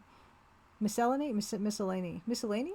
Plant food, pesticides, herbicides, seeds, pots, a spray bottle, watering can, and a lantern. None of it looks particularly useful except for the trowel hanging on a nail.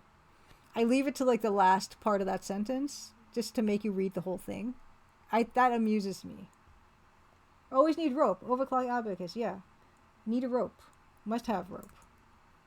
Take trowel. Oh, wait. great. Let's do that.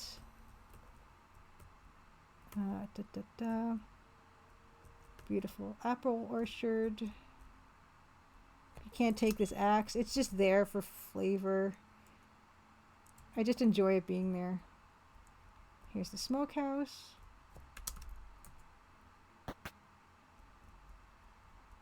All sorts of meats in here. Bag of salt. We can open this bag. Can get some salt if you want. We've already melted the ice, so we're not going to really use it for that, but you know, we could look at that ice. Look at the ice. Look at the salt. It's really unremarkable, but we can still look at it. I mean, it's still a mineral, rock salt. Yeah, rope is a must for adventure game. Yeah, you missed it initially. Yeah, I mean, it's not something you need for the game. It's one of those optional things that you don't have to actually do. I actually haven't saved it. I wonder if I have any saves that are going to be spoilers. Okay, no. People often ask if this game has any Sierra deaths in it. And it does have some deaths. It doesn't have very many deaths, but they are there. But I kind of give warning before they happen. Interesting. Overclocked Abaca says, although the rope didn't work in the one place I've tried to use it so far, securing myself to the tree so that I can get a sample from the rocks near the waterfall. It's a very interesting idea, Overclocked Abagus, and I would encourage you to keep that thought in your mind, maybe for later. But yeah, so this, ooh, better be careful, not stray too close to the raging river. We can also see that the mossy rocks by the water look pretty slippery, right? You do get a warning. I give warning.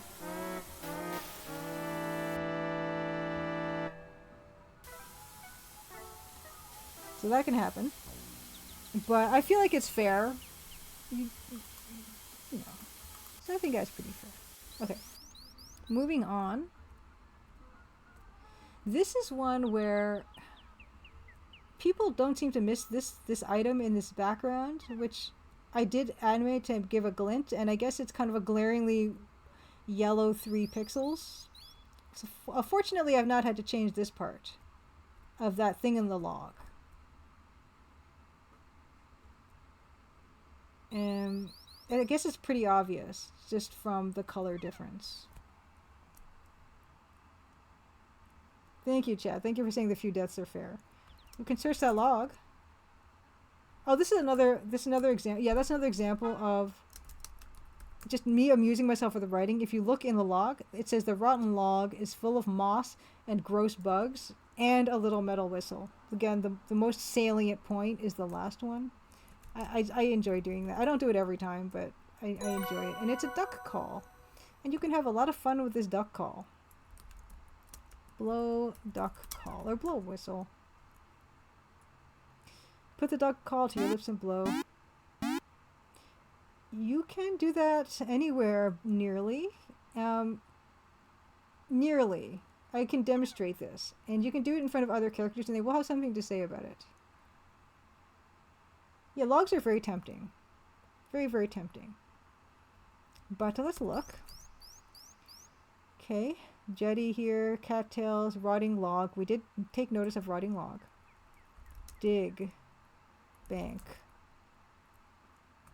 Okay. Had to go deep.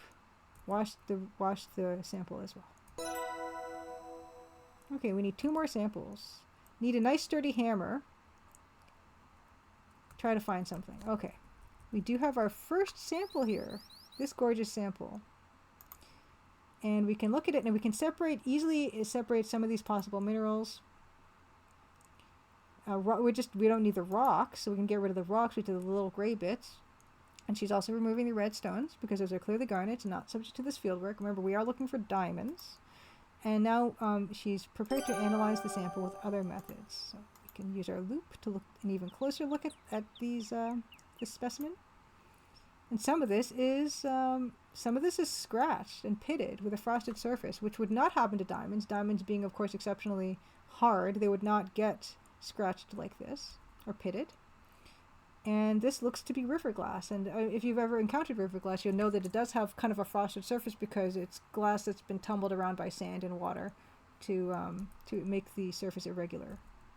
And it's easy enough to separate out that from diamonds. And we're left with these little bits, which we can now rub on our plate. And we can look at this, is called a river sample. We can rub river sample on plates. Okay, the specimens that we have. One of the specimens produces a white streak, which means it's softer than 6.5, which means it is not a diamond.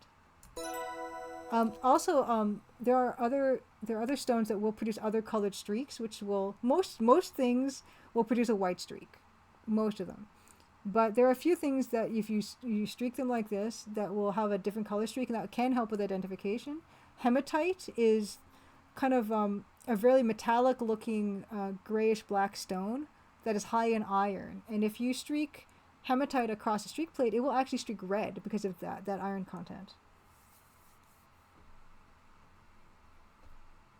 Overclocked Abacus says, I missed the tape in the fire because it already explored the lodge by the point, so I wasn't looking for details. I noticed the whistle because it was my first time on the screen, so I was looking at everything. That's a very interesting point. Yeah, thank you for that. I hadn't thought about that aspect of it. Lady Norman says, random death by vicious ducks. Vicious ducks. Wouldn't it be cool? That would be so cool if you could blow the whistle and then ducks would descend on you and carry you away or something. I'm glad I didn't have that idea earlier on in development because I might have done it. Okay. And when a specimen does not make a streak, so when it is harder than the porcelain plate, which is like 6.5 or 7 Mohs hardness, it is called a colorless streak. It doesn't leave a streak. Okay. And it's fairly common for minerals to have to streak harder, to be harder than 6.5 or 7. It's not unheard of. Some kinds of garnets are harder than that. There are different kinds of garnets, actually. There's almandine garnets, there's pyrope garnets, there's hessian garnets. There are savarite garnets, which are actually bright green. There's a number of different kinds of garnets, and some of them have slightly different hardnesses. And Nancy wonders if Albert will let her borrow one of his hardness picks, because she had hardness picks in her kit, but her kit is now missing. Okay. She still wants that hammer. Hammer time. A DLC Duck Edition, yes, indeed. Here's this bridge. This is the bridge you came in on. And here's the boathouse. Okay, open that door. And we can actually open this door too. Go out here, check out the dock. We cannot fall off this one. I was merciful. Open box. Open the dusty grimy tackle box. The tackle box is empty except for a hammer. This should just say the tackle box has a hammer. But again, it's just my odd sense of humor. It's not even a joke. Okay. And here are the cormorants. These are double-crested cormorants. Here are they nesting on a cliff face. This screen actually, there is a random roll that happens for all the other backgrounds, including this background. There's a random roll that happens, and if it hits a certain number, it plays like a random bird sound. And there's a number of different bird sounds that are in the game. But this screen, it's a higher likelihood that you will get bird sounds because of the fact that there are so many birds here. But let's leave that for now. Let's actually blow the duck call at Albert. I think he would enjoy that.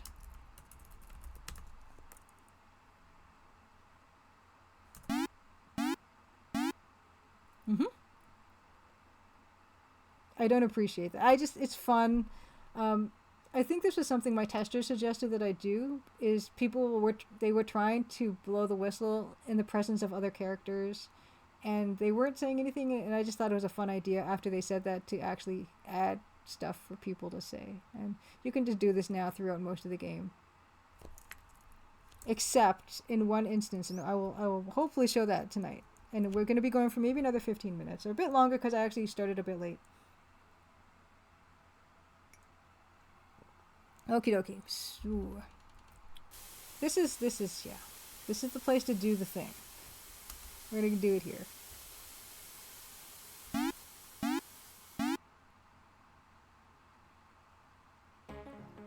Kimmy gets really excited, of course. She thinks there's a real duck.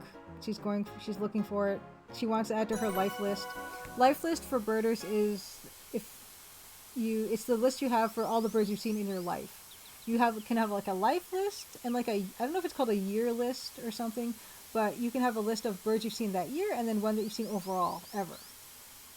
And yeah, she's probably thinking that's going to be a life list bird for her. What do we have here? We have an ice pick and a hammer, and this is something I got to do when I was at the Bay of Fundy at Wasson Bluff specifically, getting my zeolites with my tour guide. We're gonna do it. We're gonna get sample, and it's really fun to do this. I got to give Senor Alberto a bad time. Here's our second sample. Cliff sample is what it's called. And we can look at it. Here it is. And it's what's actually exciting to me now that I've gone to Watson's Bluff and I've gotten rock samples.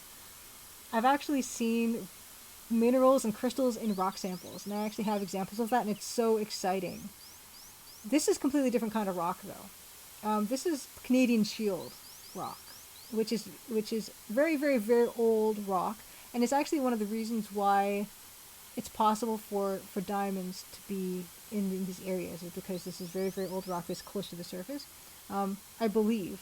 But in Wasson Bluff, that's a lot of volcanic rock, which is basalt, and basalt it's very porous, and as it's cooling, as this hot lava is cooling, a lot of these bubbles form, and when the bubbles cool, as they are, because lava is pretty thick, they leave these voids in the rock.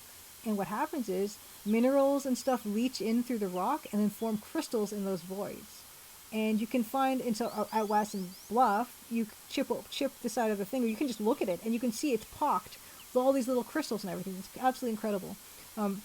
This rock, yeah, would be pocked with all these kinds of really cool minerals. And yes, this is igneous rock, consistent with what you'd expect for an area known for garnets. It's pocked with red and white stones. Perfect. Right. We can look at it if we want. I don't think this is even necessary for chapter progression, but I just enjoy it. Coarse-grained igneous rock. Intrusive igneous rock. Diamond is an intrusive igneous rock, meaning they form below the Earth's surface where they had time to form into larger crystals. Possible this area could be geologically suitable for diamonds. And yes, as I mentioned, Canada is indeed. Let's rub cliff sample on plate. And it's a bit awkward, but we tried. We get points for trying.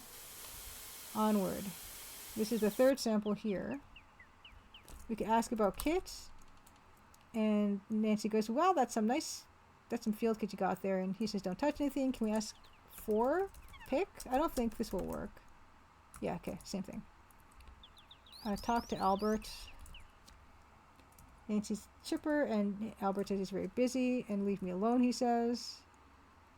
And Nancy is mansplaining him that this isn't a good boulder to study if you're looking for diamonds, because this is clearly a glacial erratic. And what a glacial erratic is Ontario, certain parts of Ontario, back in the Ice Age, were covered in sheets of ice that were about 2 kilometers thick. And what would happen is, as the ice was melting and things were moving and shifting, you'd get these... and glaciers, I don't know how, but they would move. I don't know how this works. But they would carry stones and rocks with them. And those rocks are from way other areas that are quite distant from the actual geology of the area. And when the glaciers melted, they deposited these crazy big rocks in these places. And this is clearly a glacial erratic, which means that it's not indicative of the rocks in this area. So Albert studying this rock is a bit unusual, and Nancy is going to try to be helpful to him. Yes, tell him about yeah, we can actually. Okay, we can tell all the characters about mineralogy, and I kind of forgot to do that, but that's something else that was a late addition to the game. Nancy is very eager to share her knowledge, and she's very excited and passionate about mineralogy, and it felt really natural to add something like this. My favorite thing about crystals is that their shapes are determined by their structures at the atomic level. From micro to macro, it's like magical sight. And what she means by that is, for instance, stuff like, what's a good example? Okay, something like calcite. Some kinds of calcite will actually look like parallelograms. Like, well, parallelograms are two-dimensional, but three-dimensional parallelograms, because the way that the crystal lattice is arranged is like that, the same kind of thing. That's what I think that's correct. I can't I've done a lot of research and then I forget it. Okay. There's no magic, it's just science. Tell about geology. Hey, we can go out in the field together. Yeah. I work better alone and in peace and quiet. Okay, that doesn't work. Note all Nancy. And we're going to use that to our advantage. We could try taking a sample now. But Albert is very protective. Even though we told him, and this was pointed out to me as well, we told him it's not relevant. This rock is not relevant to our research, but Nancy wants a sample too. Yeah, how do I make Albert leave so I can get a sample of the boulder? How do I usually annoy people? Okay, we're going to ask about the boulder. Boulder. Excuse me, I was curious about your professional interest in this glacial erratic.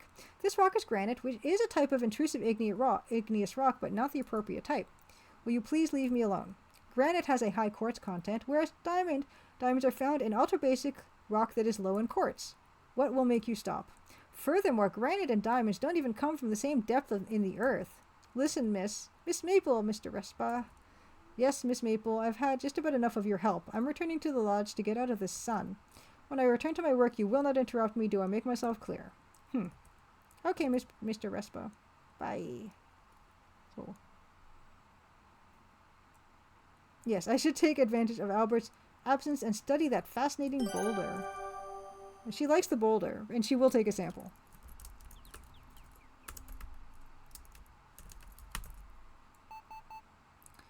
Okay. It's essential to make my fieldwork comprehensive, include anything geologically interesting, even if it doesn't apply to my goals. Good girl. Okay. And she does want to use the kit, but I can take pick. Yeah. She won't take the pick. Yeah. And now you have this note that says, talk to Albert in the kitchen, ask about the kit. Why don't we do that next? And of course, as I was mentioning before, if anyone has any questions, we're going to be ending off in maybe about another 20 minutes or so, 15-20 minutes or so. So let me know if you have any questions about the development of the game or anything like that. Okay. Here he is, just staring out the window. I don't know, I have to save it. Talk to Albert. Is there no respite from you? Yeah, I should ask him ask Albert about kit. Okay, Nancy asks if she can borrow it. He's up now, just coincidentally, he's time to get back to work. Maybe he's still trying to avoid her. Okay, there he goes. Okay, comes back. Field kit's gone. Did you have anything he accuses Jack? Funny that people expect him to accuse us because we were the most interested in his kit, but he's accusing Jack for some reason.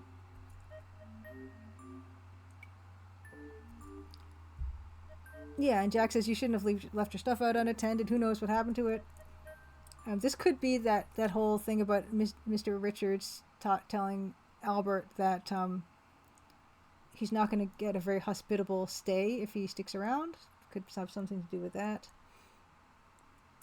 Okay. And Albert is demanding to go back to the train station so he can send a telegram to his superiors to get another kit sent as soon as possible. And Jack tells him that the car is broken, so can't do that. But sit tight. We have spare parts. Nathan's got spare parts. But he's not here right now, of course. It's very convenient. Great. If this was set in 2024, he could just go to Canadian Tire and whatever, get a part for the car, or just Amazon, order new picks from Amazon or something. Okay, it's dinner time. Chapter progression sound. Evan did warn him, Lady Norman. Yeah. We can go to the dining room. Did we finish chapter 2 in record time? I don't think we missed anything necessarily. Am I going to start into chapter 3? I'm kind of surprised that we got that far. Okay, well, let's keep going. Let's keep going.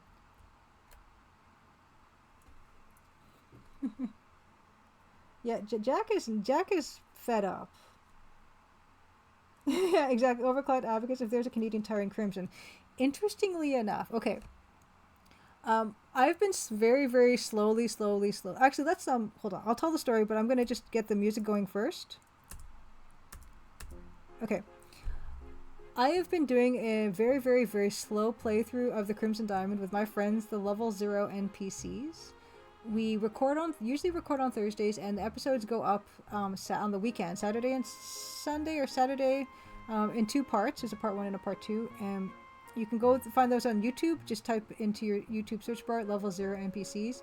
We played through the Colonel's Bequest together. We played through the Dagger of Amon-Ra together. We played through. I helped them finish up Phantasmagoria 1 together, and I think for Spooktober or Horror Month or whatever we call it, we're going to start playing Phantasmagoria 2. And what we do is for the month of October, we'll play a spooky game. And we might not finish that spooky game during that month, but we'll pick it up in the following October. And when I was recording with them yesterday, we were actually trying to find out about ice picks because I've never had an ice pick. I never grew up with ice picks, but Luke said his family had an ice pick. And I said I couldn't even imagine where to buy an ice pick from nowadays. And we actually looked at Canadian Tire. And Canadian Tire, I assumed Canadian Tire would sell ice picks, but Canadian Tire did not sell ice picks. We found them on Amazon, and we found them surprisingly at Walmart. Like, you'd have to order it from Walmart, and they're probably shipping it from some other place, like Amazon would. But I was kind of surprised and disappointed that Canadian Tire was not selling ice picks. But then I had the question, well, who's buying big blocks of ice nowadays? Do people still need ice picks? And apparently reading Amazon reviews last night about ice picks, apparently people, when they buy bags of ice from the gas station, sometimes they're kind of partially melted and frozen together, and you need something to separate them, and people use ice picks. Here we go.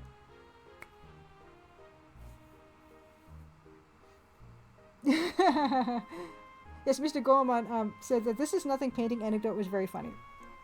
That whole thing, I don't know if I think we talked about it, is that Alex and I, one of the other Level 0 NPCs, when I went to Halifax, we went to that same art gallery, and I got to see Mitchell Weeb's installation and exhibit and stuff. And so Alex could point out to me the one that he said looked like nothing. And it didn't look like nothing necessarily, but it wasn't, necessarily to Alex's taste, is what we can say. Okay. And here is Evan crying crocodile tears about Albert's missing field kit. Too bad. Okay. And it's just a delay, nothing more.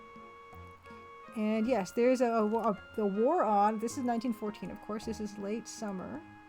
And it's just kind of gotten kicked off, I suppose. And Evan's saying there might be bigger fish to fry in the near future.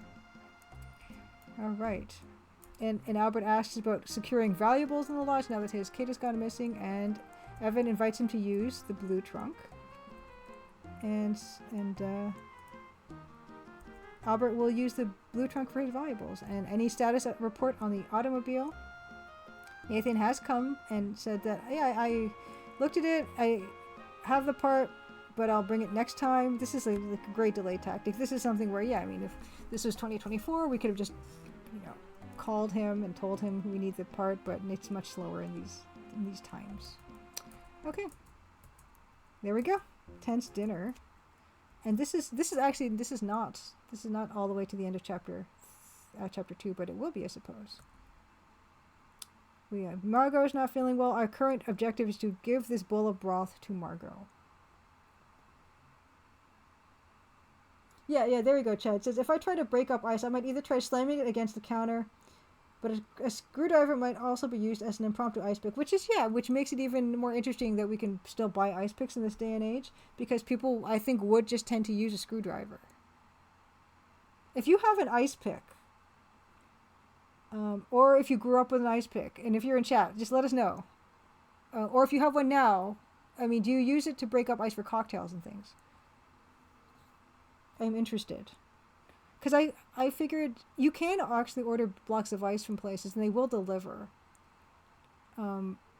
Matt, another one of the level 0 NPCs, did look that up. And then even in Halifax alone, there are 4 or 5 places will deliver you a block of ice, but I really don't know where you're going to store it.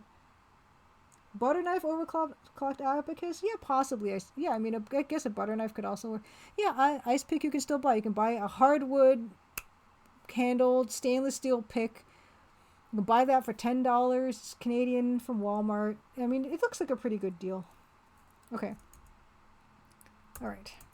That's our current objective, is this bowl of broth. And of course, when I think of bowl of broth, for me, I was thinking of King's Quest, and there's a bowl of broth, I believe, in King's Quest 2. It's not really like an Easter egg, like it's not a reference to King's Quest or anything, but I couldn't help but think about common inventory items. Okay.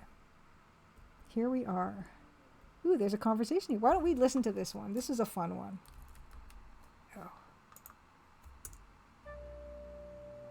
And it's Nathan and Kimmy talking about cormorants, in fact, and how they have been subjected to attempted exterminations before. Like historically, it's been almost like an endangered species, because people would call them thinking that they are interfering with fishermen's fishing. And I read articles that said that apparently the fish that the cormorants go for are not the same ones as the fishermen go for necessarily. I don't know if that's true. Okay. But yeah, so now you can see that Kimmy and Nathan are kind of on the same page about the whole diamond mine thing, because if the diamond mine happens, then the cormorant nesting colony of cormorants is at risk, and that's a bad thing, because at this time of history, they were kind of endangered. They've actually the population has very much recovered since this time.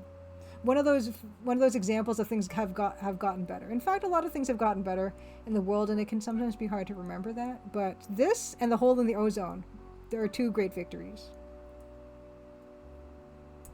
Do y'all remember the hole in the ozone?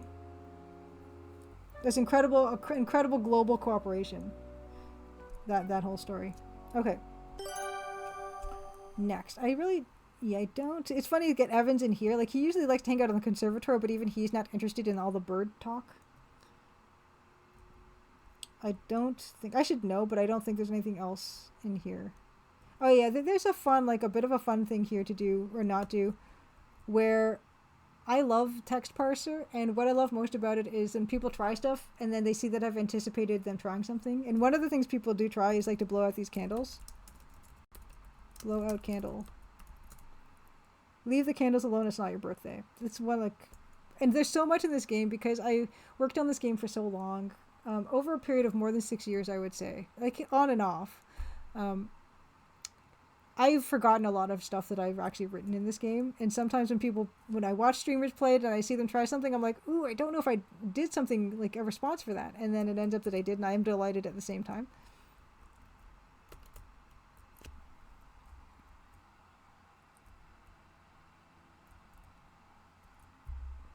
Okie dokie. Let's go to Margot. Or let's see how Kimmy's doing. Kimmy's downstairs, that's right. Where is everybody? Oh, here he is sitting. Let's look what he's doing. Look at paper. Oh, he's writing. He's busy. Mind your own business. Albert's got the only room with a lock. More's the pity. What do you mean? You don't like my company? I can just sit here. Why don't I sit here?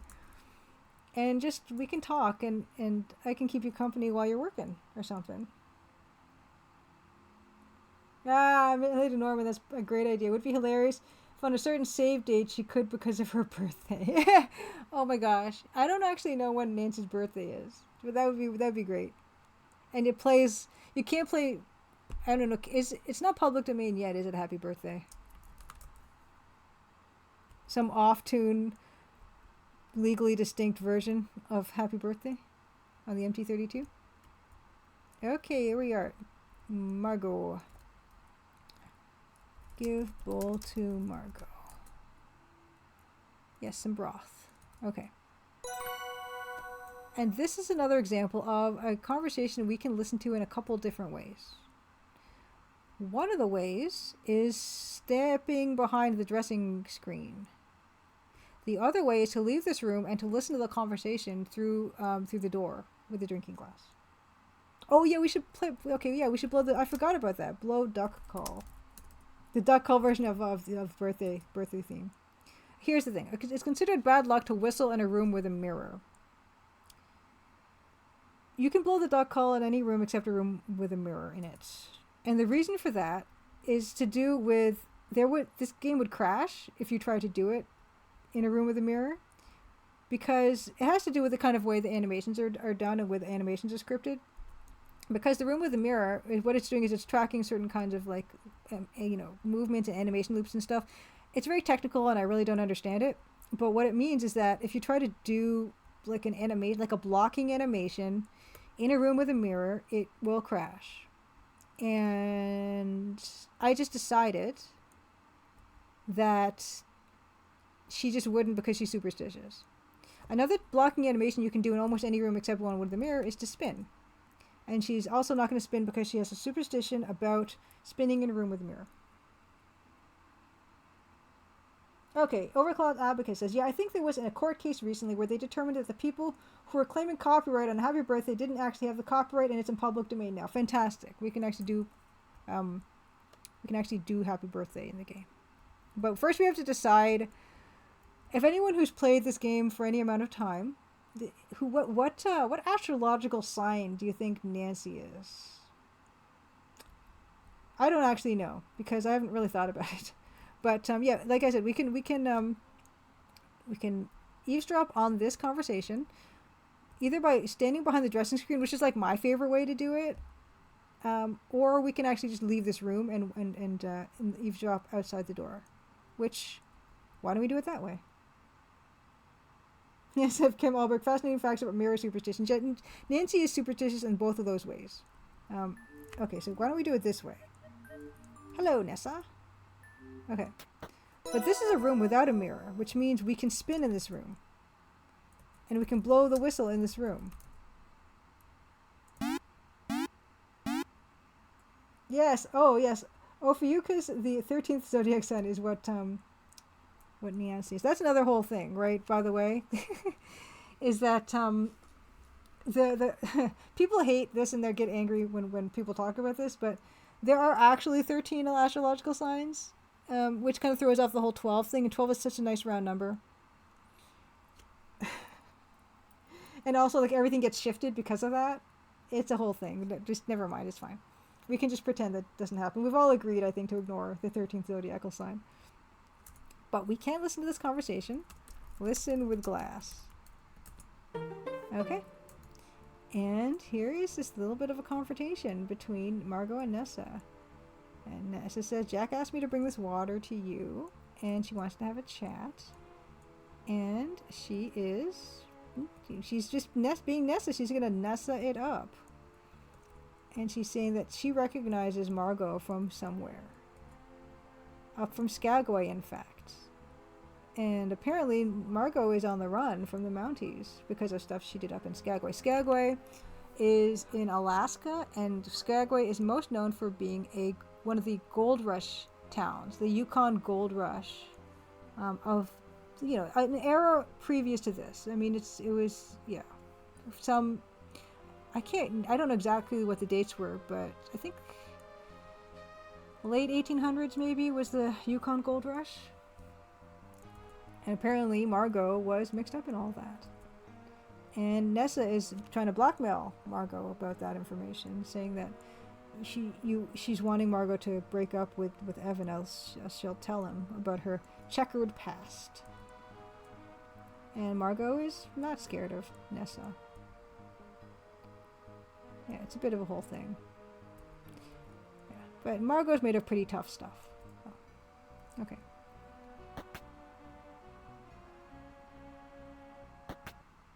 Okay, great.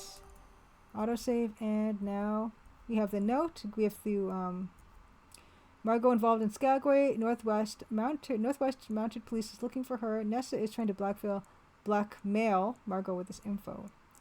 And we have to give the bowl to Jack, which means we have to pick it up again. And oh dear, it's been spilt. Clean up bowl. Does that work? Yes. That didn't work before, but that was another suggestion that I got from feedback that I was happy to incorporate because it does make sense. Because she actually uses this terminology, clean up the spill. Okay. And Margot is nice about it and says thank you very much. And we are going to bring this bowl back to Jack for cleaning. Don't think there's anything else to do I should know. But, okay, give bowl to Jack. And, let's see here. Bowl is empty, needs to be washed. Should take this back down to Jack. And we can see residue from the broth now. Because now, before when we tried to examine the bowl when it was full of broth, it would steam up our loop and we couldn't examine it. Now that it's empty, we can now see that it's oily. It needs a lot of soap. Ah, nice. Chad says, I learned about Skagway from this game, sort of like the gateway to the Yukon. Yeah. An interesting time. Another example of, you know, this idea of mining and the environmental impact of that. Okay. Right. Lots of prompts to give the bowl back to Jack. Flashbacks to the gambling gear Heritage Minute. I don't remember that Heritage Minute. Oh, yeah. You could totally, Mr. Goldman, you could totally examine the bowl after. Which one's the gambling gear Heritage Minute? I remember the Halifax Explosion Heritage Minute. I remember the Winnie the Pooh Heritage Moment. I remember the Superman Heritage Moment. I remember the Wilder Penfield Burnt Toast Heritage Minute. I remember the Laura Secord Heritage Minute. Those are the ones I could think of off the top of my head. I don't remember that. I don't remember the Sam Steele one either. I could name 5 of them at least. That's pretty good. Why did those stick in our heads? They're really good though. I think they were very well produced. Okay. Give bowl to Jack. Okay. Right. He's going to brew us a cup of tea, bring it to us in the conservatory. I also really love this piece of music. This was actually played in the intro as well.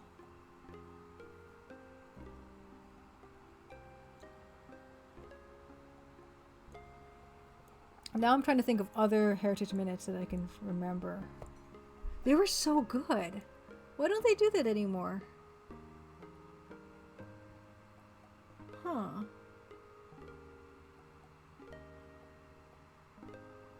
Okay. Nathan and Kim are still talking about birds. You had no idea anyone could be so keen about a topic. Oh, thank you. Okay, Overcloud Abex. Yes. Okay, yes, I totally remember. I remember the basketball Heritage Minute with the peach baskets. I do remember the Avro Arrow Heritage Minute as well. I don't remember the Marching Thunder one. Well done. Okay, we were getting there. I wonder how many there were. I wonder how many. Fantastic. I need these baskets back. It's great. It's great. James Naismith, right? Oh my God, they're so educational. Okay. Yeah, Jack brings you a piping hot cup of chamomile tea from flowers he grew himself. Combination of warm tea, comfy couch, and the slightly boring conversation lull you to sleep. Okay. Overcloud Abacus says, the Marching Thunder one was about a guy making a giant pipe organ. I don't remember that one. I must have totally missed that one. Huh.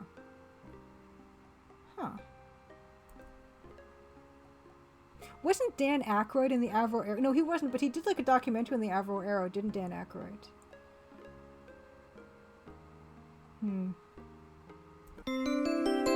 Okay. This takes us into chapter 3, which is actually perfect timing because we're about to, I think I'm going to end off the stream for the night. And we're not going to get into chapter 3. Maybe I'll save that for the next time I stream for an event. But there is a commotion upstairs, and it's happening in Nessa's bedroom. I guess I'll read this part, why not? You rush into the room to find Nessa and Evan standing nearly nose to nose in a heated conversation. Oh dear. Oh, hi Nancy. Someone stole my ruby brooch. I demand you recover my brooch and bring the perpetrator to justice. There are so many suspicious people milling about. You mean besides you? Nathan, for one. It's obvious that he's hanging around just waiting for you to die. That's another thing that Sonia told me, which Sonia being the indigenous sensitivity consultant that I hired to advise me on this. She was mentioning that that's probably what people would think, right? And I had kind of thought that too, but I didn't actually think to have anyone verbalize that. And Ness is the perfect person to verbalize this idea that kind of seeing the friendship that Nathan and Evan have as just something that Nathan sees as just this one-sided thing where he always just looking to gain something without actually her really appreciating the fact that it is a genuine connection that they have. Overcloud Abacus says, I think the Avro Arrow minute was just clips from the made-for-TV Avro Arrow movie. Oh, what a bit of a shame.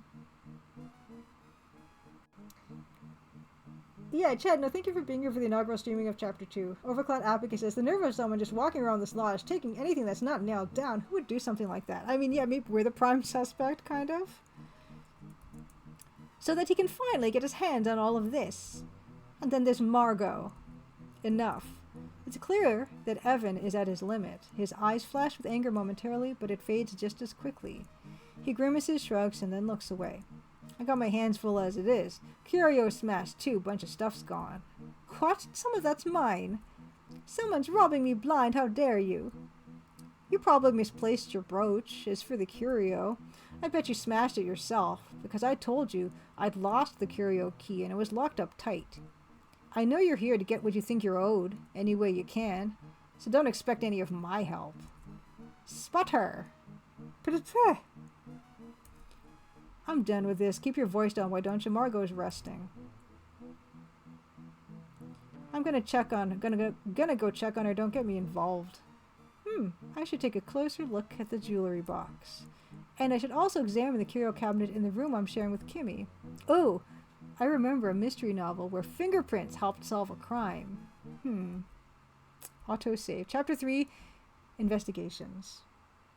And I think we're gonna actually leave it off on that. Now, let's leave this off, and I'm gonna ask again, just if anyone has any questions about the game so far, or the development of the game, or anything like that. This is the time to ask. I'm gonna wrap it up though, but I will put this on rebroadcast, and I'm going to have this running on a loop for the duration of the Game Devs of Color Expo. In case you want to see the rest of it. Yeah, this is the first time I've played Chapter 2 of the game on any kind of stream, which feels really nice to do because I get to actually share and talk about more of the game beyond Chapter 1. I'm so used to just playing Chapter 1. But also, if you enjoyed watching this, I stream on Tuesdays on Twitch. I'm _Maple Mystery. That's at 8 p.m. Eastern, and currently what I'm doing is, you see that key art that's underneath me? I've been creating an EGA demake, which is this color palette, this 16 color palette that you're seeing in the game. I'm actually creating a version of my key art that, which I also illustrated. I'm going to do a version of my key art that is in the EGA color palette, and I'm having a lot of fun doing that. So come join me. I also play retro adventure games with the same EGA color palette. It's kind of my thing. And I'm going to be working on a new game soon, I think. Well, playing a new game soon on stream. So please join me for that. Of course, this game is available on Steam. The demo has been reactivated. And it's an updated version of the demo. And what's good about that is that if you decide you want to download and play the demo, and you want to continue the game and play Chapter 2 like we just did together, the save games that you have made in the demo will carry over to the full game. So if you buy the game and install it on Steam, and then you run the game, and then you go to load game, it will be already populated with your save games. That's something that is new for this version of the demo. The game is also available on GOG, or whatever you call it. It's also available on itch.io, and it's also available on Fireflower Games. So check it out at any of those places. Yes, Murdoch Mystery Time. Please check it out at any of those places. If you do buy it on Steam, please leave a review. It really helps with visibility. The game's been out for about a month, and I think I've got like 275 reviews on it, which is a bit more than halfway to overwhelmingly positive overall, which you need 500 reviews to get that. So that's going to take quite a lot of doing, but that's super helpful and would help me to get the game more visible on the Steam store page, and which could lead to more people buying it, which could lead to more people, lead to more people buying it, which could lead to me working on the sequel and actually getting to dedicate myself full time to working on the sequel. As of now, it's kind of too early for me to say whether I can do that or not. I still enjoy doing contract work. I've worked on other games, doing art for other games. So that's not necessarily a bad thing because I do enjoy that part. But if I can work on the sequel full time, it means that the sequel comes out faster. And I have a lot of ideas for the sequel. There will be a sequel to this. It's still going to be EGA color palette. It is still going to be a text parser adventure game. This is my happy place. This is my sweet spot. This is how I want to make games, at least for now, at least for the foreseeable future. And selling more copies will help me get there faster. So. Kim Alberg asked, did you come up with a full story before starting development of the game? There was, it's funny because I actually dug up some old story notes. Oh my gosh, you know what? I'm feeling kind of saucy. Why don't I show you some of my old story notes? Because I just found those recently. Give me a second. Okay. Let's close this. I'm going to close this. I'm going to share this with you. This has not been seen publicly like ever. I've never shared this. It will be in something, I think. I actually don't know if it's going to be in anything coming up.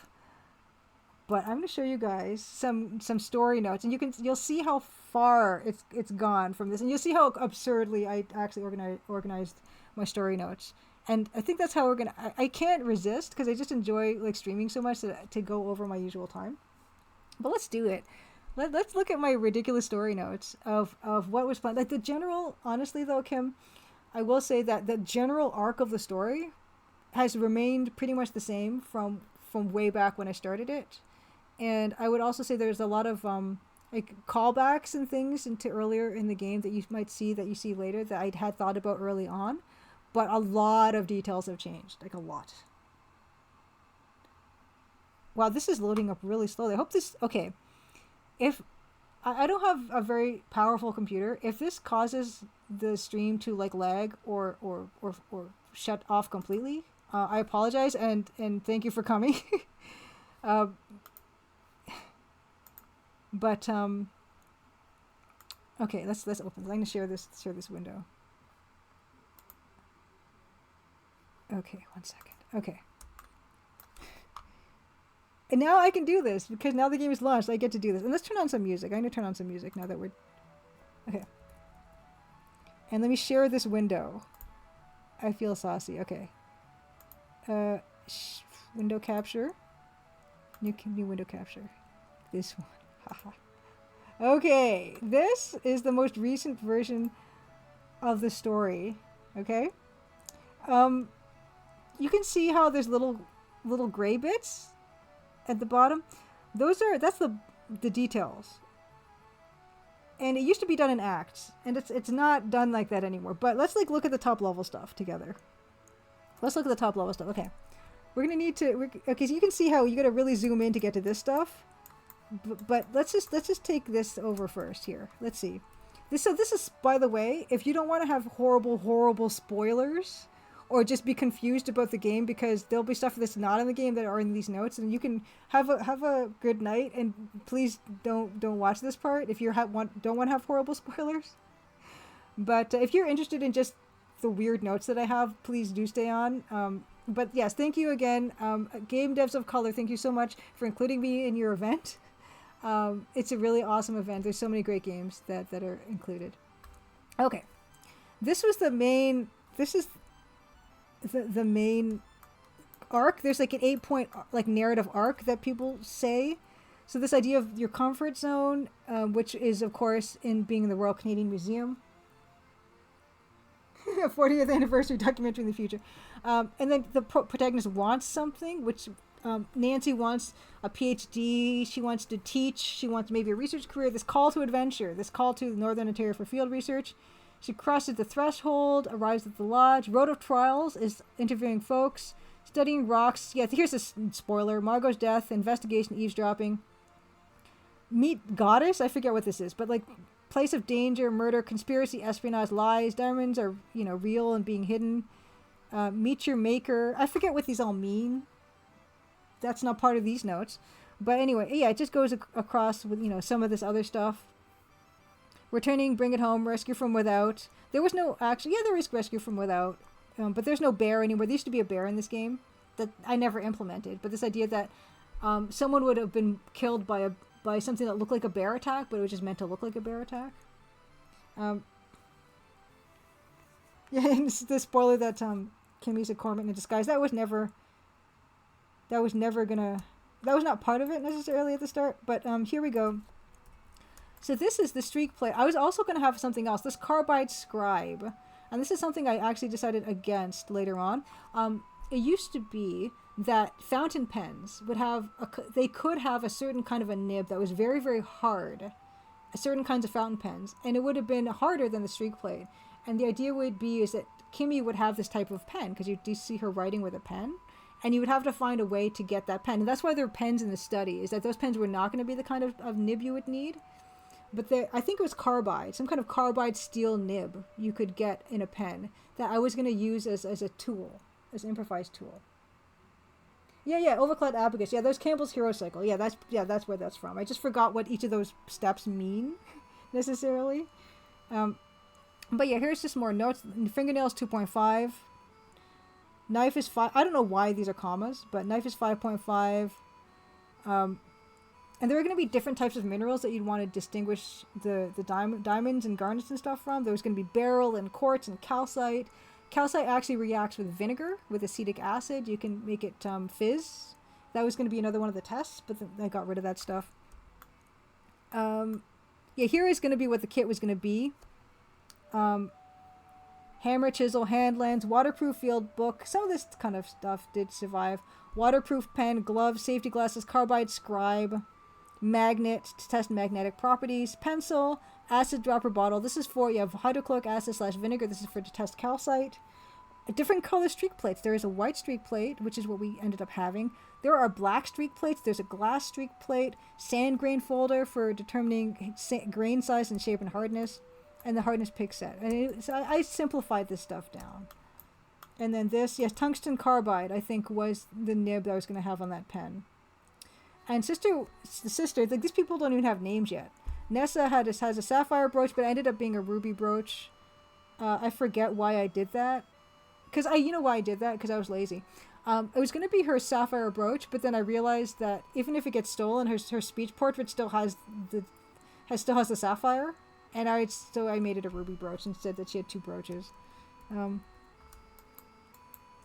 Here are this idea for you're going to be able to actually test the beach glass. I don't actually make you do that in the game, but I was going to do that if you could cleave it with a hammer and see the conchoidal surfaces that would have been created by cleaving the beach glass with a hammer. We don't get to do that in the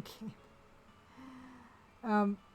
I mentioned calcite. Like, there was going to be calcite, which does naturally occur alongside kimberlites, kimberlite is like an indicator of diamonds, but they also have a conchoidal cleavage.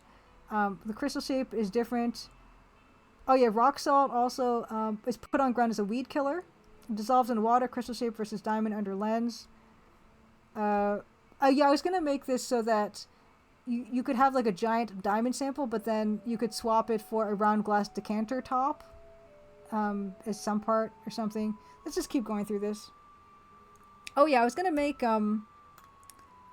I couldn't decide how outside communication was going to happen. Telephone, telegram, delivered by enterprising boy on bicycle. There was going to be a bear, but the bear was not going to have done anything, but there's a suspicion that the bear was killing people. Margot was going to possibly be poisoned by the salt grinder and establish that she liberally sells the food, but I didn't do that.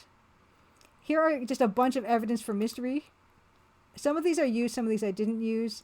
stuff under fingernails, earring backing, yarn from sweater, smear of makeup from face on cuff or suit or shirt, bite marks, bobby pins, button off clothing, stuff stuck in a mop or broom. Yeah, I mean, there's just a ton of stuff here. But let's dig down into some of here are our characters, and again, these are very spoilery things. But Belgian, this idea that you could have a German spy masquerading as Belgian, or Austro-Hungarian, fourth highest population in Canada in 1911, 1.8% of the population. Yeah, exactly. The bear stole the kit. And then I was going to make Nathan... See, these people don't have names. No one has a name. I was going to make Nathan the chief of a tribe, but I ended up not doing that and just having it be more about the family. Hired man, that was Jack. And I was going to... I was initially going to make him descended from fugitive slaves, but I didn't end up going that way. Because I was just like... I didn't know about consultants, I don't think, at the time, and I didn't want to do it because I didn't know enough about that part of the history. But upon reflection... If I knew how great it was to, like, first of all, if I knew at the time when this note was being made that the culture sensitivity consultation actually existed, I might have actually gone this way and hired someone to help me with this part. Exactly, Crimson Ontario has Pete the Bear. Exactly, I would have been. I wanted to have more animals in the game, and that's something else I didn't really get around to doing. Yeah, and then the police. Yeah, this idea of having authority come in. Forest ranger for managing vicious bears. The bear didn't happen. Margot was going to be a poor Canadian, French-Canadian dance hall girl, but I ended up making her a successful businesswoman instead. Eccentric birder. That didn't really change. Belgian thinks a Japanese spy is on his trail. And yeah, but this didn't change. The sister and the lawyer didn't really change much. And Body. See, I actually initially, he's called Body because initially I was going to have Evan die, but then I didn't end up making that happen. And then here's some historical background.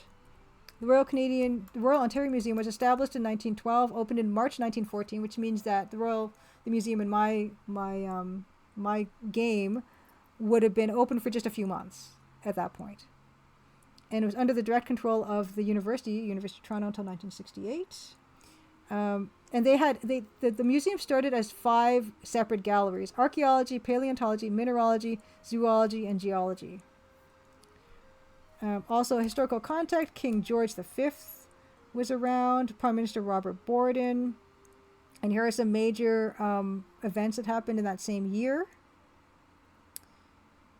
August 14th, Canadian War Measures Act is passed, which includes right of Canadian government to appropriation, control, forfeiture, and disposition of property and of the use thereof, which means that the government could have just seized this land if they wanted it. And also, what else do we have here? Post-Confederation Canada. Just some more historical stuff. Klondike Gold Rush, I do mention that. 1896. Skookum Jim Mason finds gold in tributary of Klondike River. So this is when all that happens.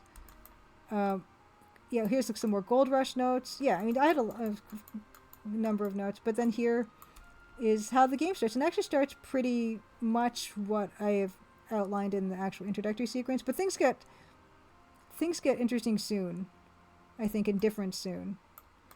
Where Margot used to be someone who looked like she was wealthy but actually wasn't, and she was mending stockings in her boudoir, and she was hiding that. And you'd think that she's hiding something incriminating, and she's not. Dinner's called. Yeah, so this is pretty much the same, but it gets really off the... There was supposed to be a scene where Nessa and Corvus are in the billiards room at the card table, drinking and gambling with the Belgian, with Albert, and having a conversation there, and then maybe you can listen to that conversation. That never happened. We never see Jack enjoying dessert in the kitchen. I feel like that's really sad for him.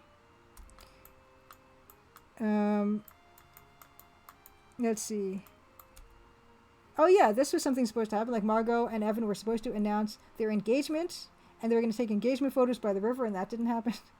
Anyway, there's a lot here. Oh yeah, where's the bear attack?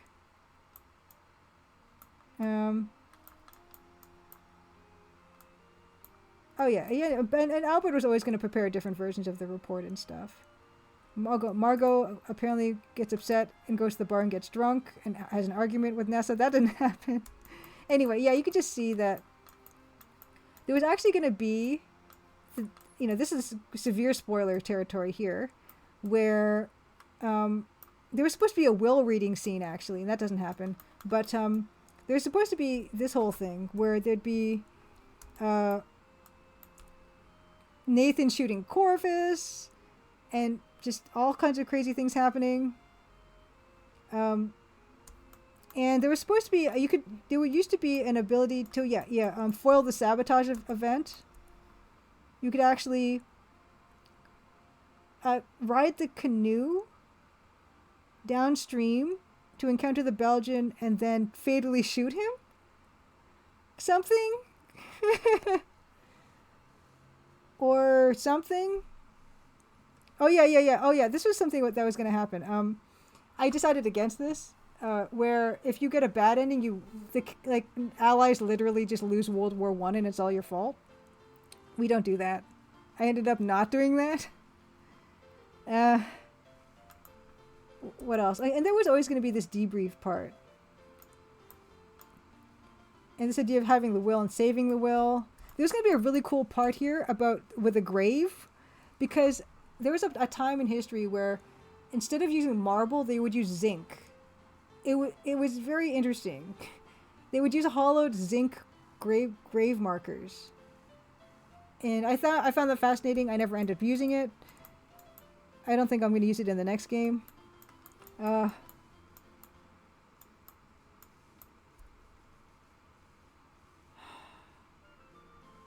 yeah. Oh wow. Yeah, lots of bad stuff in here. Yeah, like most of this stuff doesn't happen.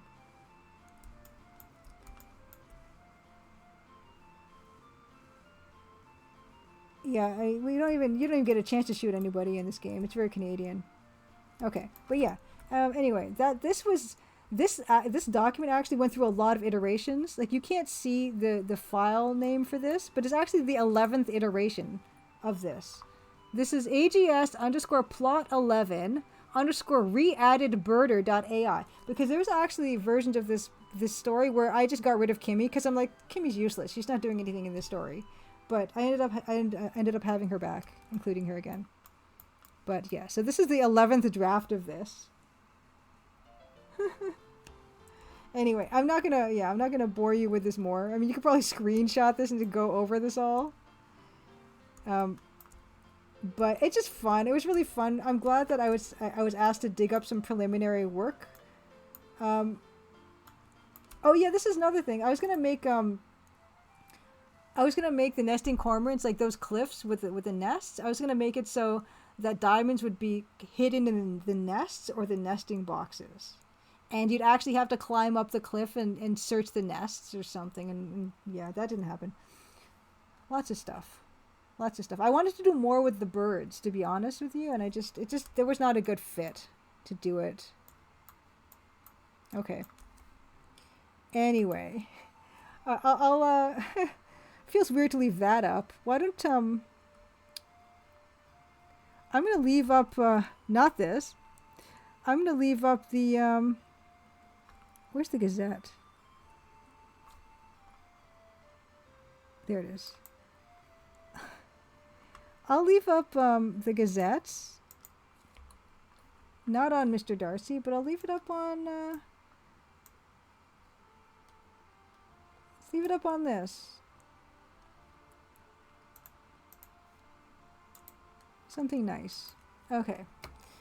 As I mentioned earlier on, I'm going to be rebroadcasting this stream on loop for the duration of Game Devs of Color Expo.